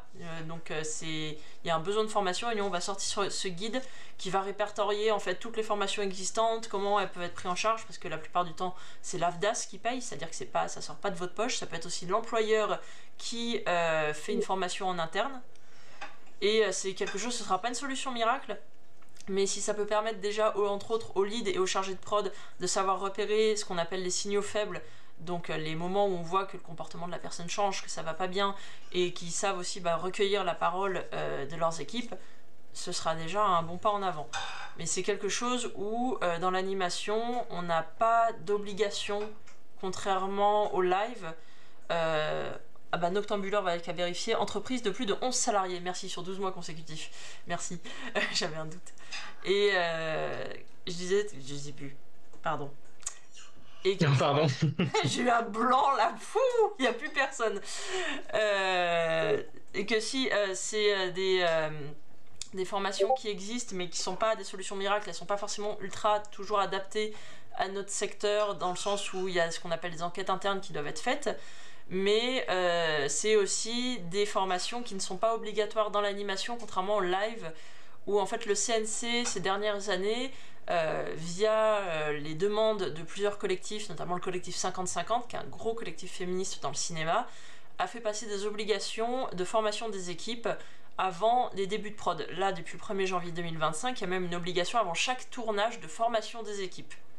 Nous, on n'a pas de tournage à proprement parler, on n'est pas en plateau, on a des emplois de bureau, le VFX est dans la même situation que nous, donc on n'est pas pris en compte par ces obligations-là. La seule obligation qu'il y a pour l'animation, c'est que pour avoir les aides du CNC, il faut que le producteur, que le représentant légal de l'entreprise, suive une formation qui est assez courte, et dont je n'ai pas le détail du programme, mais une formation d'1 ou 2 jours sur justement la prévention et la gestion des VHSS. Le souci étant que c'est pas avec notre patron, notre producteur, qu'on discute quand on va pas bien, qu'on a un problème. Je vois mal un animateur ou un storyboarder aller voir le patron de chez Foss, d'aller voir Marc Dupont-Avis à Xilam ou autre pour lui dire ah je vais pas bien, je me fais harceler. Il va voir son lead ou sa chargée de prod, d'où l'importance de se former en interne à ces sujets. Voilà, c'était le petit rappel un peu important là-dessus, mais c'est vrai que on est peu formé encore dans l'anime là-dessus et on gagnerait à l'être beaucoup plus. Mais c'est en effet du coup un besoin de formation, ça rentre dans le besoin de formation de management.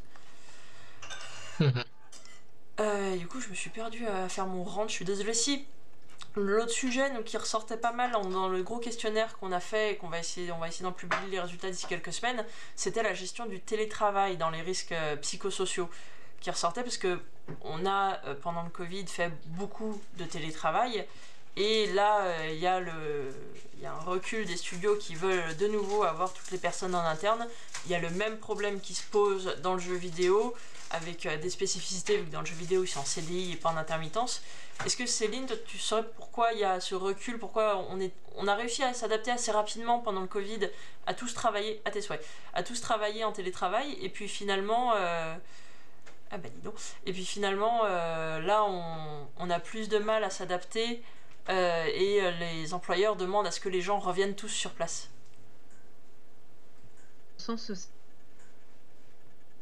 Faut que tu démutes ton micro, je pense. Vas-y. Non, il est démute. Oui, c'est bon. Non, vas-y, pardon. Tu m'entends, c'est bon? Non, je disais... amener un certain confort, certainement aux artistes, et d'autres possibilités des studios. Ça a généré quand même énormément de taf et d'investissement, et d'autant plus quand on est sur des projets avec des normes de confidentialité où en fait on est obligé de télétravail qui permettent de prendre la main sur les machines du studio, etc. Nous, ça a été un peu plus d'1 an et demi de recherche et de tests pour arriver à trouver un logiciel qui permette à nos animateurs 2D d'animer à distance sur nos machines, et sans parler la pénibilité que c'était pour les artistes de bosser sur des trucs qui au final ça leur apportait de la latence quoi. Et ça coûte cher en fait aussi ces trucs là. Et côté management c'est aussi plus compliqué. En fait c'est presque plus simple d'avoir une équipe entièrement distancielle ou entièrement. C'est tu dupliques en fait toutes les problématiques des deux possibilités quoi. C'est à chaque fois que tu fais une réunion, faut penser à connecter une visio. Ton lead, à chaque fois qu'il a un truc à dire, faut de chat parce que donc la moitié des infos. La moitié des infos Voilà, comme le casque qui déconne. Pardon. Comme mon micro qui marche pas, tu veux dire? Oui. Il y a des moments ça va, puis il y a d'autres moments où on a un mot sur 3 quoi, on a vraiment pas de chance. Je sais pas, j'ai essayé de désactiver le crisp et tous ces trucs là. Mais oui, ça rame un peu. Mais du coup, tu dis, il y a un problème humain d'organisation, il y a un problème d'IT parce que il faut mettre tout ça en place, il y a un problème financier parce que ça coûte cher à mettre en place, et c'est quelque chose qu'on pouvait pas garder, enfin qui est compliqué à garder sur le long terme et sur l'ensemble des productions. Et ouais, enfin, c'est même pas qu'une question de long terme, c'est vraiment d'organisation au quotidien de la prod, plus cumulé aux contraintes technologiques qu'on peut avoir via nos clients. Quoi. Et que ça coûte cher. En plus, j'imagine que c'est pas les mêmes questionnements si de travailler des problèmes de latence et de si on travaille à distance, si on est sur une petite prod 2D où les fichiers sont pas très lourds, que si on est sur un gros projet 3D où en plus il faut bien que tout soit linké dans Maya, sinon ça fonctionne pas quoi. Oui, en plus il y a ces questions-là de pipeline qui rajoutent une difficulté supplémentaire effectivement. Céline, toi je crois que t'as pas mal, c'est une beauté du coup, pardon, je crois que t'as pas mal bossé à distance un peu ces derniers mois, c'est plutôt un truc que t'avais envie de continuer à faire dans ton travail et qu'on t'a parfois refusé, ou à l'inverse t'as envie de retourner en studio parce que tu y perds? Moi, personnellement, je suis malheureusement de l'avis impopulaire dans le sens où je préfère majoritairement travailler en télétravail plutôt que d'être sur place, tout simplement parce que la très grande majorité des studios français, dans leur prédisposition et dans leur aménagement d'une manière générale de bureaux et de matériel, en fait, ne sont absolument pas adaptés pour ma maladie. Tout simplement. En étant chez moi, j'ai le bureau qui est à ma taille, j'ai un siège qui certes coûte pas spécialement énormément d'argent, mais qui est au moins un soutien lombaire. Je peux avoir une tablette avec une taille qui met en tout cas qui m'est le plus confortable, avec un aménagement qui fait que c'est beaucoup plus facile pour moi de prendre des pauses ou quoi. Mais je peux comprendre tout à fait aussi le fait que, organisationnellement parlant, ça soit très compliqué de faire un sorte de 50-50 ou d'avoir une équipe qui est majoritairement dispersée et ou en interne, et donc du coup il faut gérer un peu les préférences de chacun. Je peux tout à fait comprendre ça, et aussi l'aspect très solitaire en fait que c'est de travailler en télétravail, parce que comme tu le disais déjà Claire il y a quelques minutes de ça, mais il y a aussi le fait que c'est un travail qui est très en équipe. On travaille avec beaucoup de personnes sur un même projet, et du fait que faire un peu cavalier seul quelque part en étant un des seuls en télétravail alors que la majorité est sur place, et inversement, ça peut créer une forme d'isolement mental par rapport à nos autres collègues et autres membres de l'équipe, qui fait que ça peut être un peu difficile à gérer, surtout pendant le Covid, où on a bien vu qu'au-delà de l'industrie de l'animation, mais surtout dans d'autres industries d'une manière générale, le confinement n'a pas été vécu de la même manière si on a été habitué à travailler en télétravail plutôt que si on ne l'était pas, ou tout simplement quand on a des personnalités qui sont beaucoup plus introverties que d'autres qui le sont beaucoup plus extraverties, effectivement. Et puis au-delà de si on est habitué ou non, il y a les conditions aussi pour le télétravail, parce que toi t'as dû investir dans du matériel, donc c'est de l'argent de ta poche qui te revient. Alors certes, dans la convention collective, il est prévu que quand on soit en télétravail, une partie de notre salaire, on ait un petit pourcentage supplémentaire qui paye notre installation, en gros notre électricité, internet et l'espace qu'on utilise, mais tu as quand même dû à la base du coup acheter du matériel à tes frais. Et il faut avoir l'espace, il faut avoir l'argent d'avance pour le faire. Moi, on le voit avec ma caméra, je n'ai pas d'espace dédié pour ce genre de choses, je fais avec ce que j'ai. Et c'est vrai que c'est pas toujours des espaces forcément très adaptés. Et il y a peut-être des gens en télétravail qui pardon, je vais y arriver, qui souffrent aussi de ça. C'est pas bien, on n'est pas bien installé en studio, mais on n'est pas forcément bien installé chez nous. Donc faut pas croire que ça va forcément mieux. Moi typiquement je suis très bien installé, j'ai un fauteuil qui est pas du tout bon pour mes lombaires. Antoine, je sais pas comment ça marche de ton côté. Si toi t'es plus team télétravail ou team sur place? Bon là je suis dans un cas particulier parce que je bosse dans un studio qui n'est pas dans la ville où je vis normalement, donc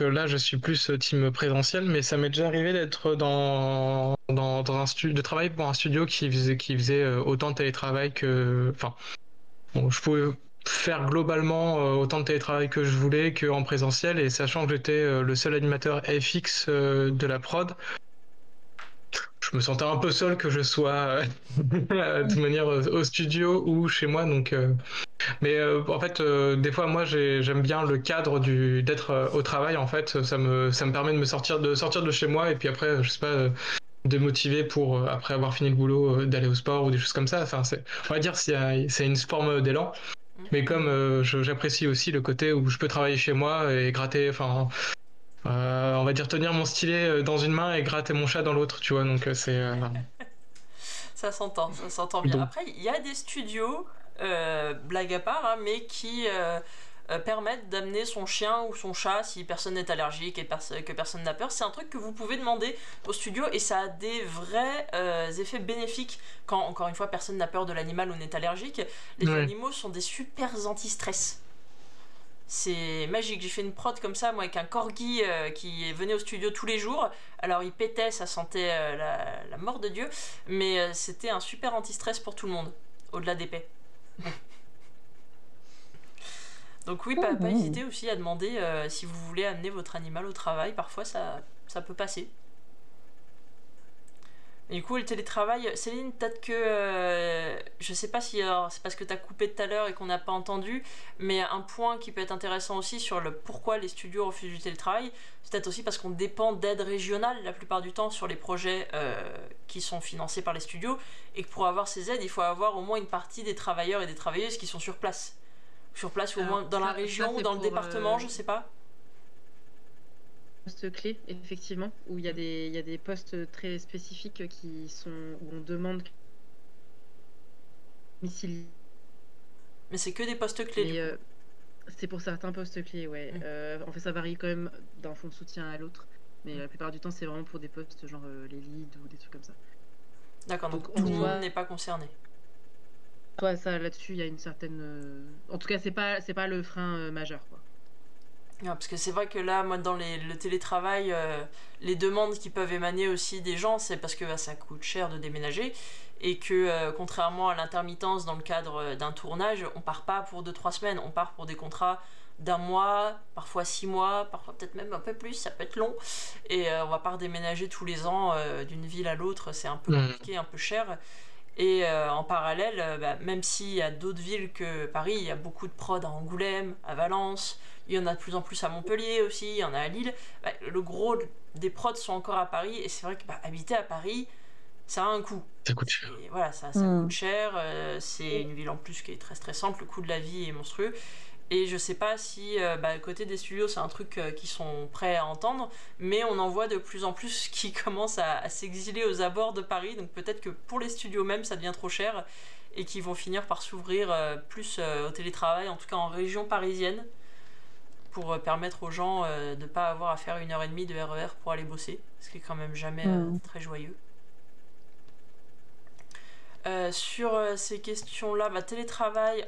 De toute façon, c'est quelque chose qui est en pleine évolution encore au niveau des syndicats, parce que beaucoup de studios n'appliquent pas, certains parce qu'ils ne sont pas au courant, certains parce qu'ils ne veulent pas le faire parce que ça leur coûte très cher, n'applique pas le petit pourcentage de paye supplémentaire lié au télétravail. Il faut aussi le différencier du travail à domicile qui vaut pour les gens qui ne sont pas en mesure de se déplacer et qui font vraiment l'intégralité de leur travail à domicile.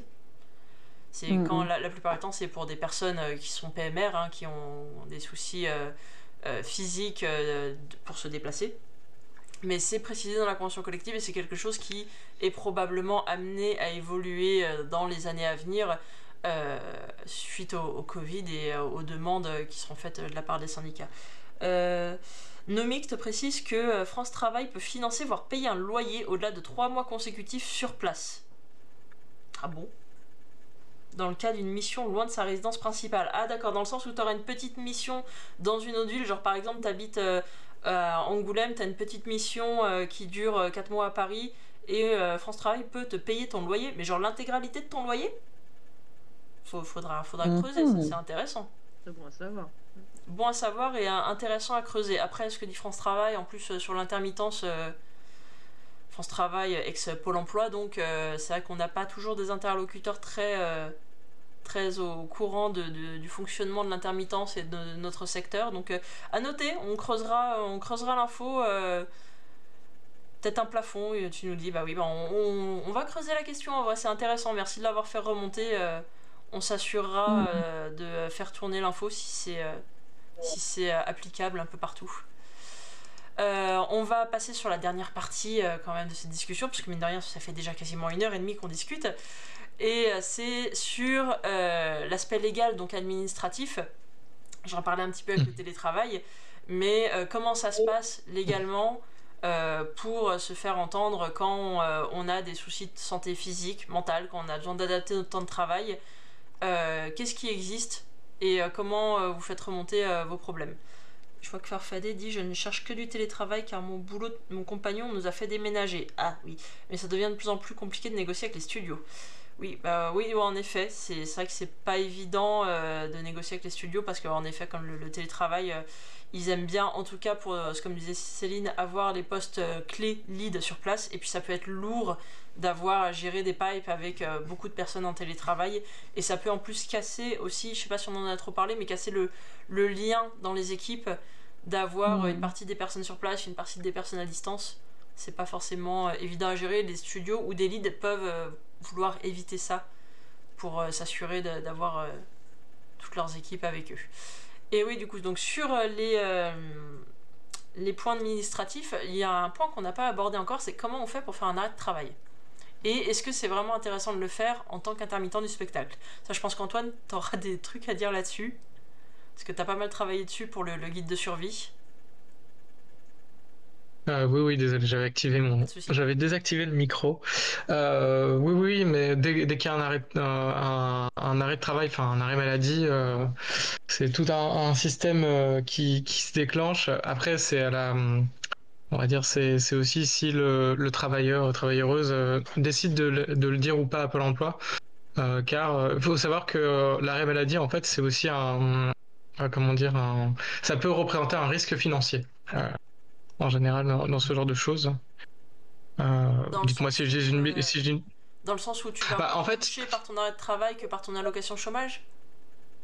Exactement. En fait, il faut savoir qu'à partir du moment où vous déclarez à Pôle emploi un arrêt maladie, en fait, Pôle emploi gèle, j'ai envie de dire suspend en fait votre allocation. Et donc, en fait, normalement, c'est l'assurance maladie qui prend en charge, on va dire, votre paiement, on va dire, enfin, c'est pas une allocation, j'ai une indemnisation. Merci beaucoup, Céline. Et en fait, le truc, c'est qu'il y a pas mal de choses, il y a pas mal déjà de documentation à envoyer à l'assurance maladie.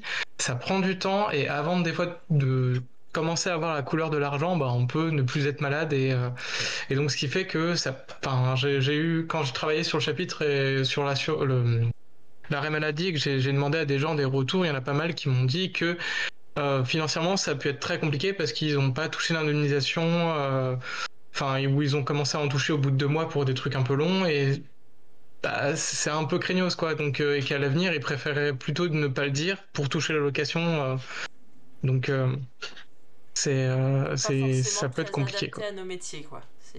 Surtout que dans un contrat court, j'imagine que pour demander un arrêt maladie, quand tu as un contrat de 2 mois et que tu demandes un arrêt maladie de 3 semaines parce que tu t'es chopé une vilaine grippe ou que sais-je, ça risque d'impacter quand même pas mal ton contrat sur le long terme.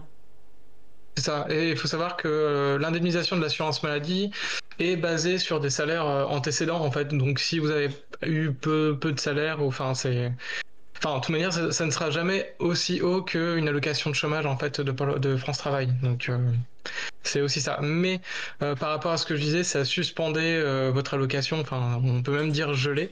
En fait, ça la décale dans le temps. Tout simplement. On dit que ça neutralise en fait votre allocation. Et en fait, ils vont rajouter le temps en fait après votre date anniversaire. Ça on va dire, ça ne déplace pas la date anniversaire pour autant, mais ça donne un sursis, quoi.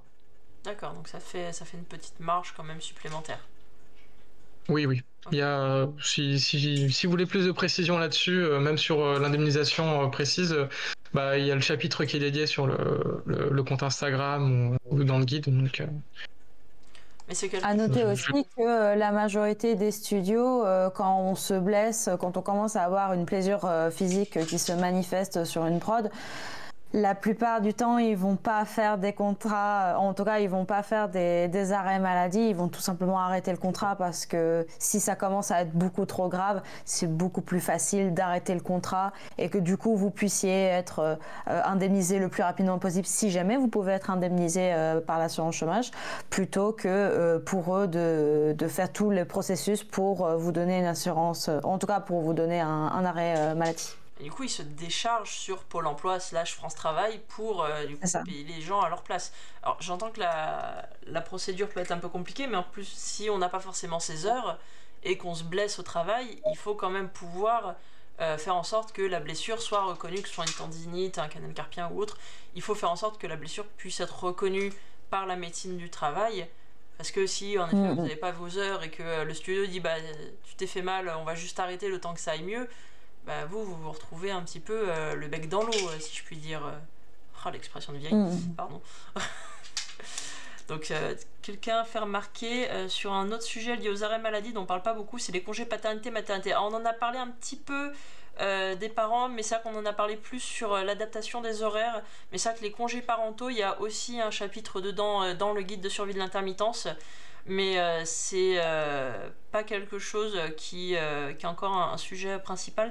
Tu dis les maternitantes ont fait un gros boulot sur le sujet, mais les défaillances de la CPAM font que c'est vraiment plus intéressant de rester au chômage, voilà, donc comme un arrêt maladie, donc d'être en off entre guillemets, plutôt que de se risquer à prendre ce congé. Donc oui, c'est ça. Sauf que c'est pas possible quand tu.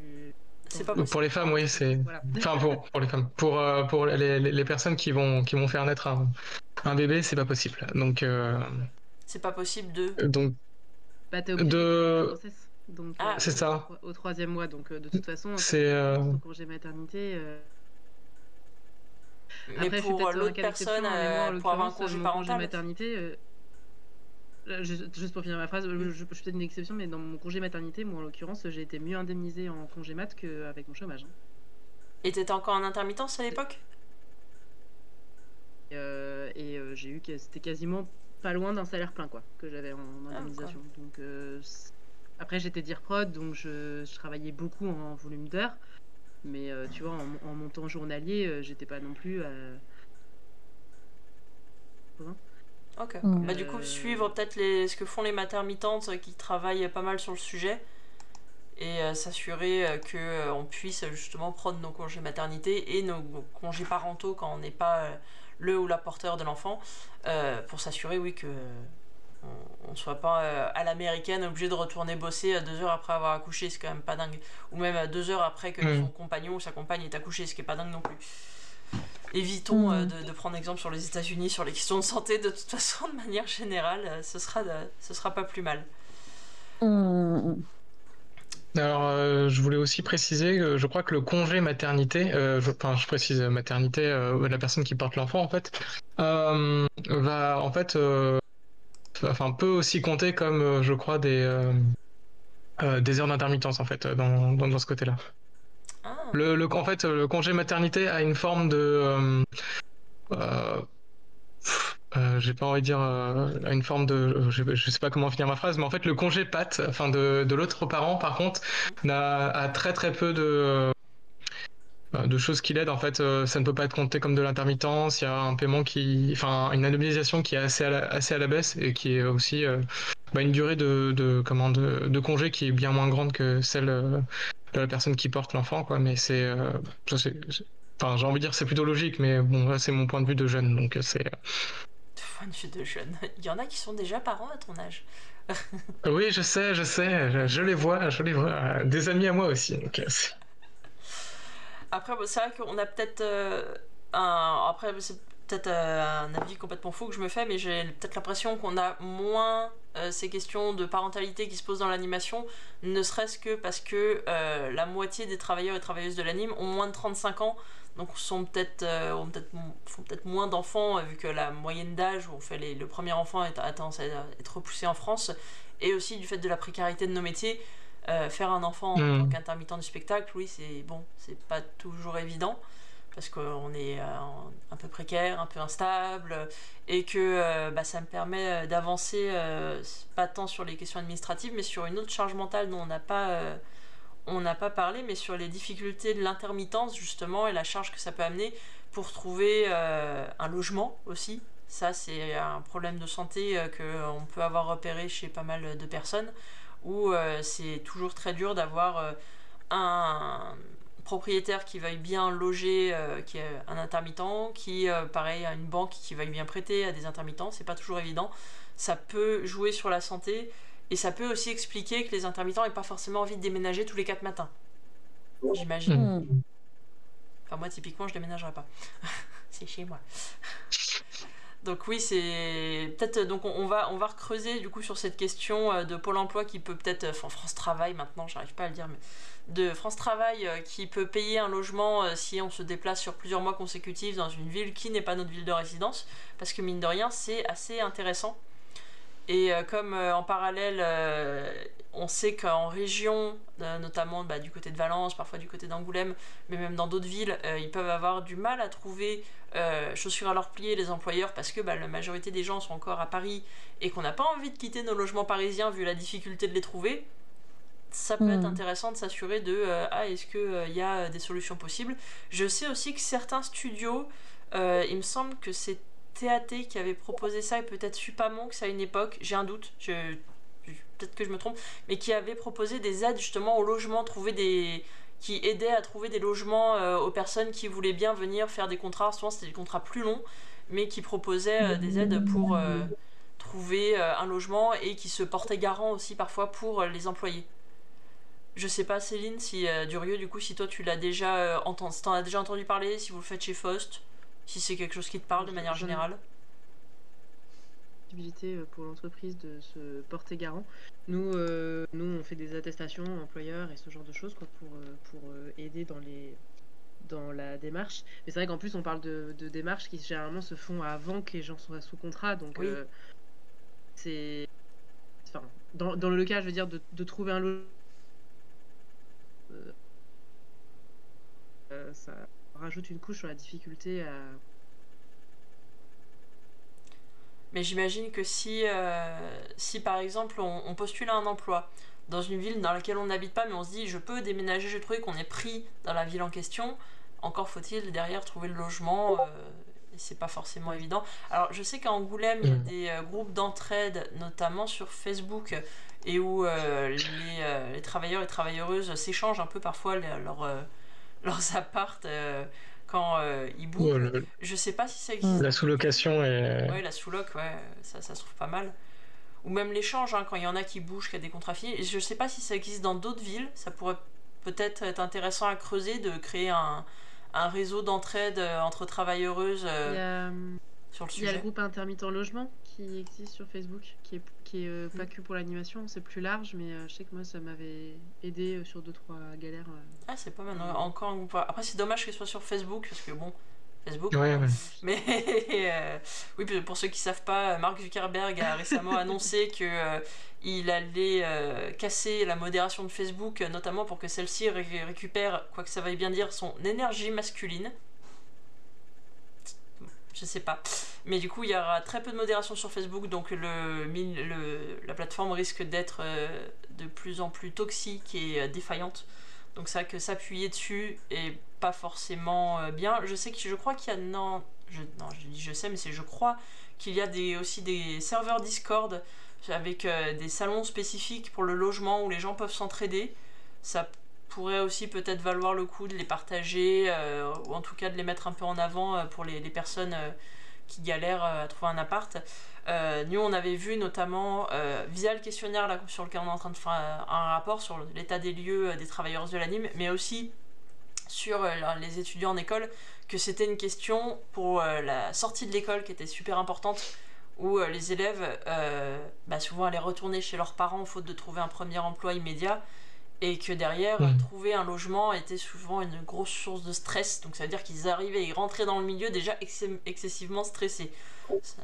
Donc est-ce qu'il y aurait peut-être un réseau d'entraide à faire, ou en tout cas encourager peut-être aussi certaines entreprises, il me semble que c'est Supamon, c'est de souvenirs, mais qui proposaient ce genre d'aide à leurs travailleuses.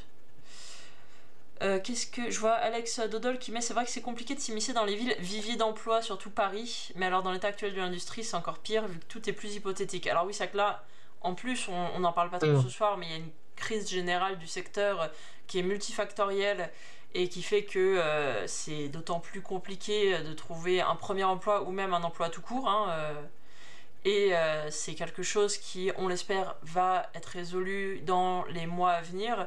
C'est qu'on a peu de visibilité sur le sujet, donc c'est stressant, c'est quelque chose qui est pas évident à gérer parce qu'on a l'impression d'avancer à tâtons dans une chambre un peu dans le noir, dans un escape game, mais c'est pas définitif, le milieu va pas s'écrouler, faut être patient. Je sais que c'est plus facile à dire qu'à faire parce que tout le monde n'a pas en plus des ressources financières monstrueuses, mais il y a du soutien dans l'anime, il y a des groupes qui s'entraident, qui proposent de se regrouper aussi pour rester entre collègues et pouvoir partager des expériences.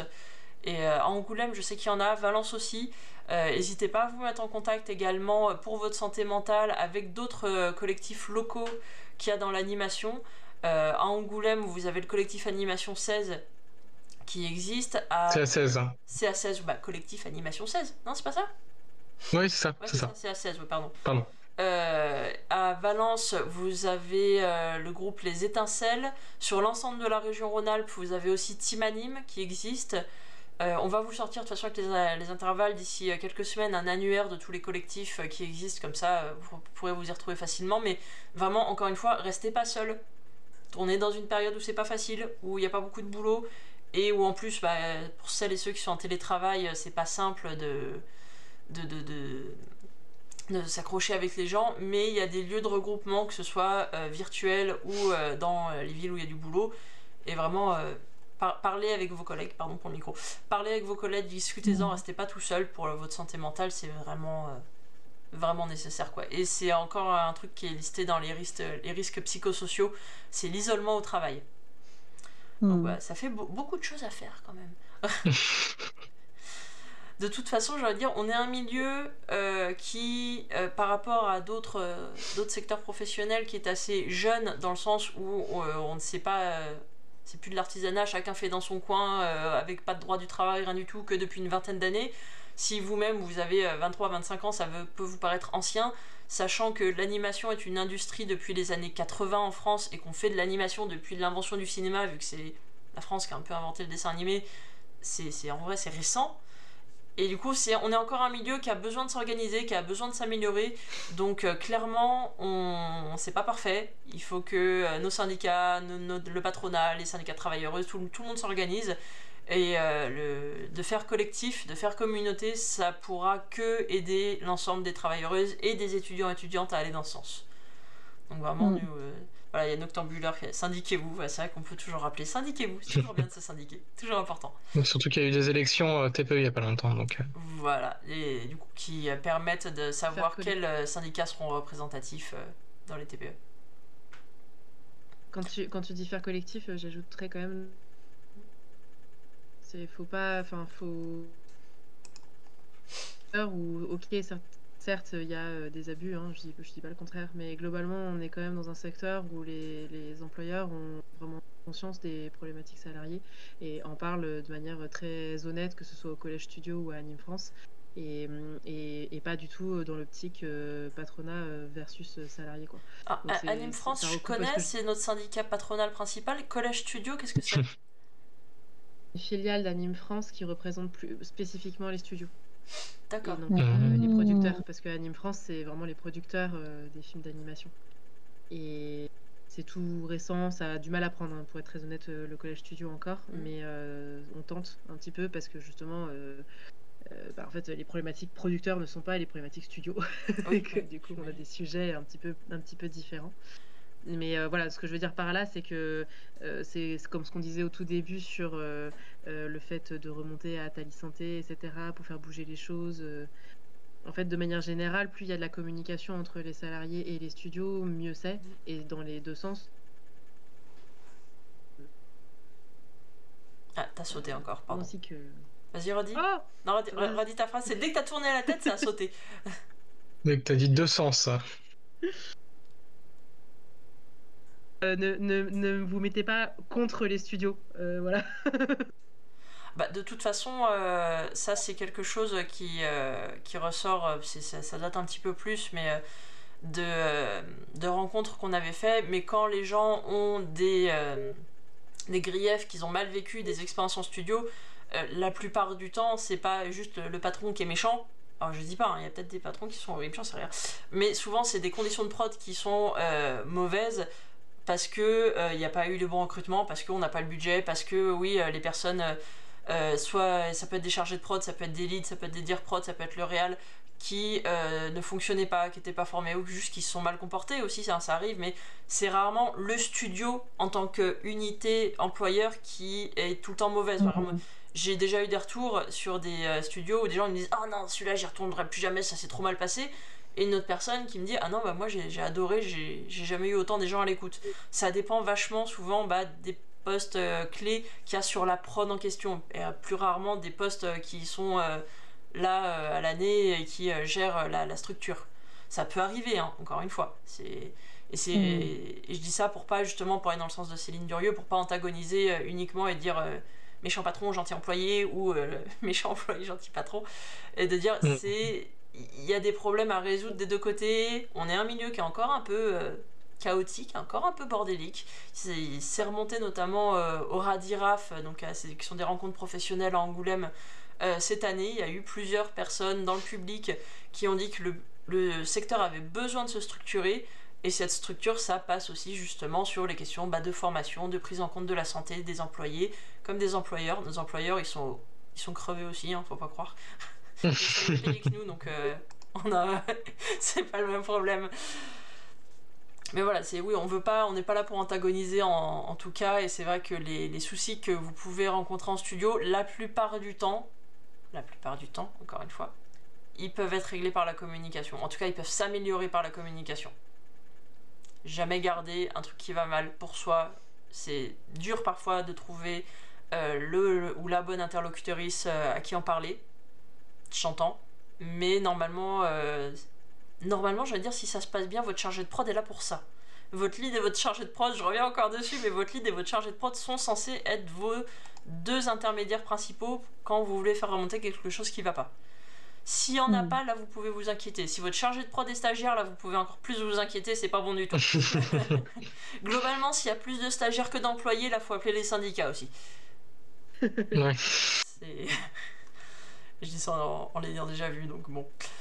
Je pense qu'on a à peu près fait le tour. Est-ce qu'il y a d'autres points que des gens dans le chat ou parmi nos chers invités d'autres points que vous vouliez aborder? Non, c'est bien.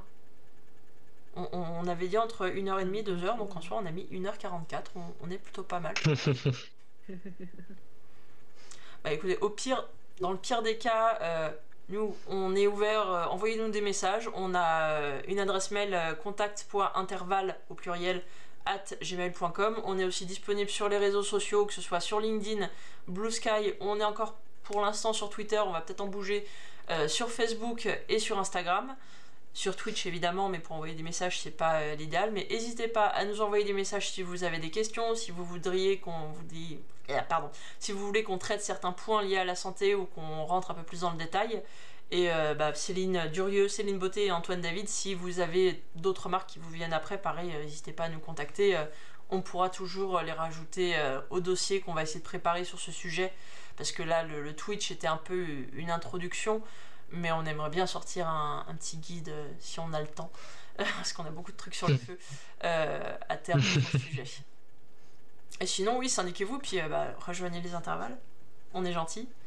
On n'a pas un très beau local, désolé, c'est pas un local. Mais on est cool, on est une trentaine actuellement. Si vous voulez nous rejoindre, on est étudiants, on est travailleurs de l'anime et du VFX. On a aussi des personnes du VFX. Et on avance tous autant qu'on peut. On a un serveur Discord pour travailler en commun. On est dans plusieurs villes. Et vous pouvez aider à hauteur de vos disponibilités, de votre énergie, de vos envies. On a plein de trucs sur le feu. Donc voilà. Et syndiquez-vous, on rappelle aussi toujours la base, syndiquez-vous, c'est bien de se syndiquer. Merci beaucoup à tous les trois du coup d'avoir été là ce soir, c'est un truc qu'on voulait organiser depuis un moment, on est content d'avoir réussi à caler une date avec vous. C'est toujours très utile d'avoir des voix, des retours de vive voix de comment ça se passe en studio et des expériences personnelles à différentes échelles et à différents postes. Peut-être qu'on aura un nouveau sujet à discuter à l'avenir. Et puis j'espère que l'expérience était tout aussi agréable pour vous, malgré les sautes de micro de Céline Durieux. Je suis désolée encore une fois. La prochaine fois, on fera des tests un peu plus longs en amont. Peut-être. Le local est dans notre cœur, Dia. Voilà, c'est le local, il est là. Il est dans notre petit cœur à nous. Du coup, on vous retrouve. Merci aux intervalles pour l'invitation. Ah c'est gentil. On vous retrouvera bientôt. Et puis en attendant, vous pouvez suivre Céline Beauté et Antoine David sur leur Instagram. Céline Durieux, je sais pas si t'as Insta, si tu veux qu'on te suive dessus. Non, LinkedIn. J'avais un Insta perso, mais non, mais suivez surtout le LinkedIn. Le LinkedIn de Faust. Actualité. Le LinkedIn de Faust et le LinkedIn de Céline, c'est toujours bien.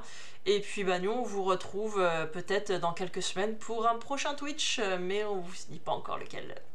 Bonne soirée tout le monde et merci de nous avoir suivis. Au revoir. Merci. Prenez soin de vous.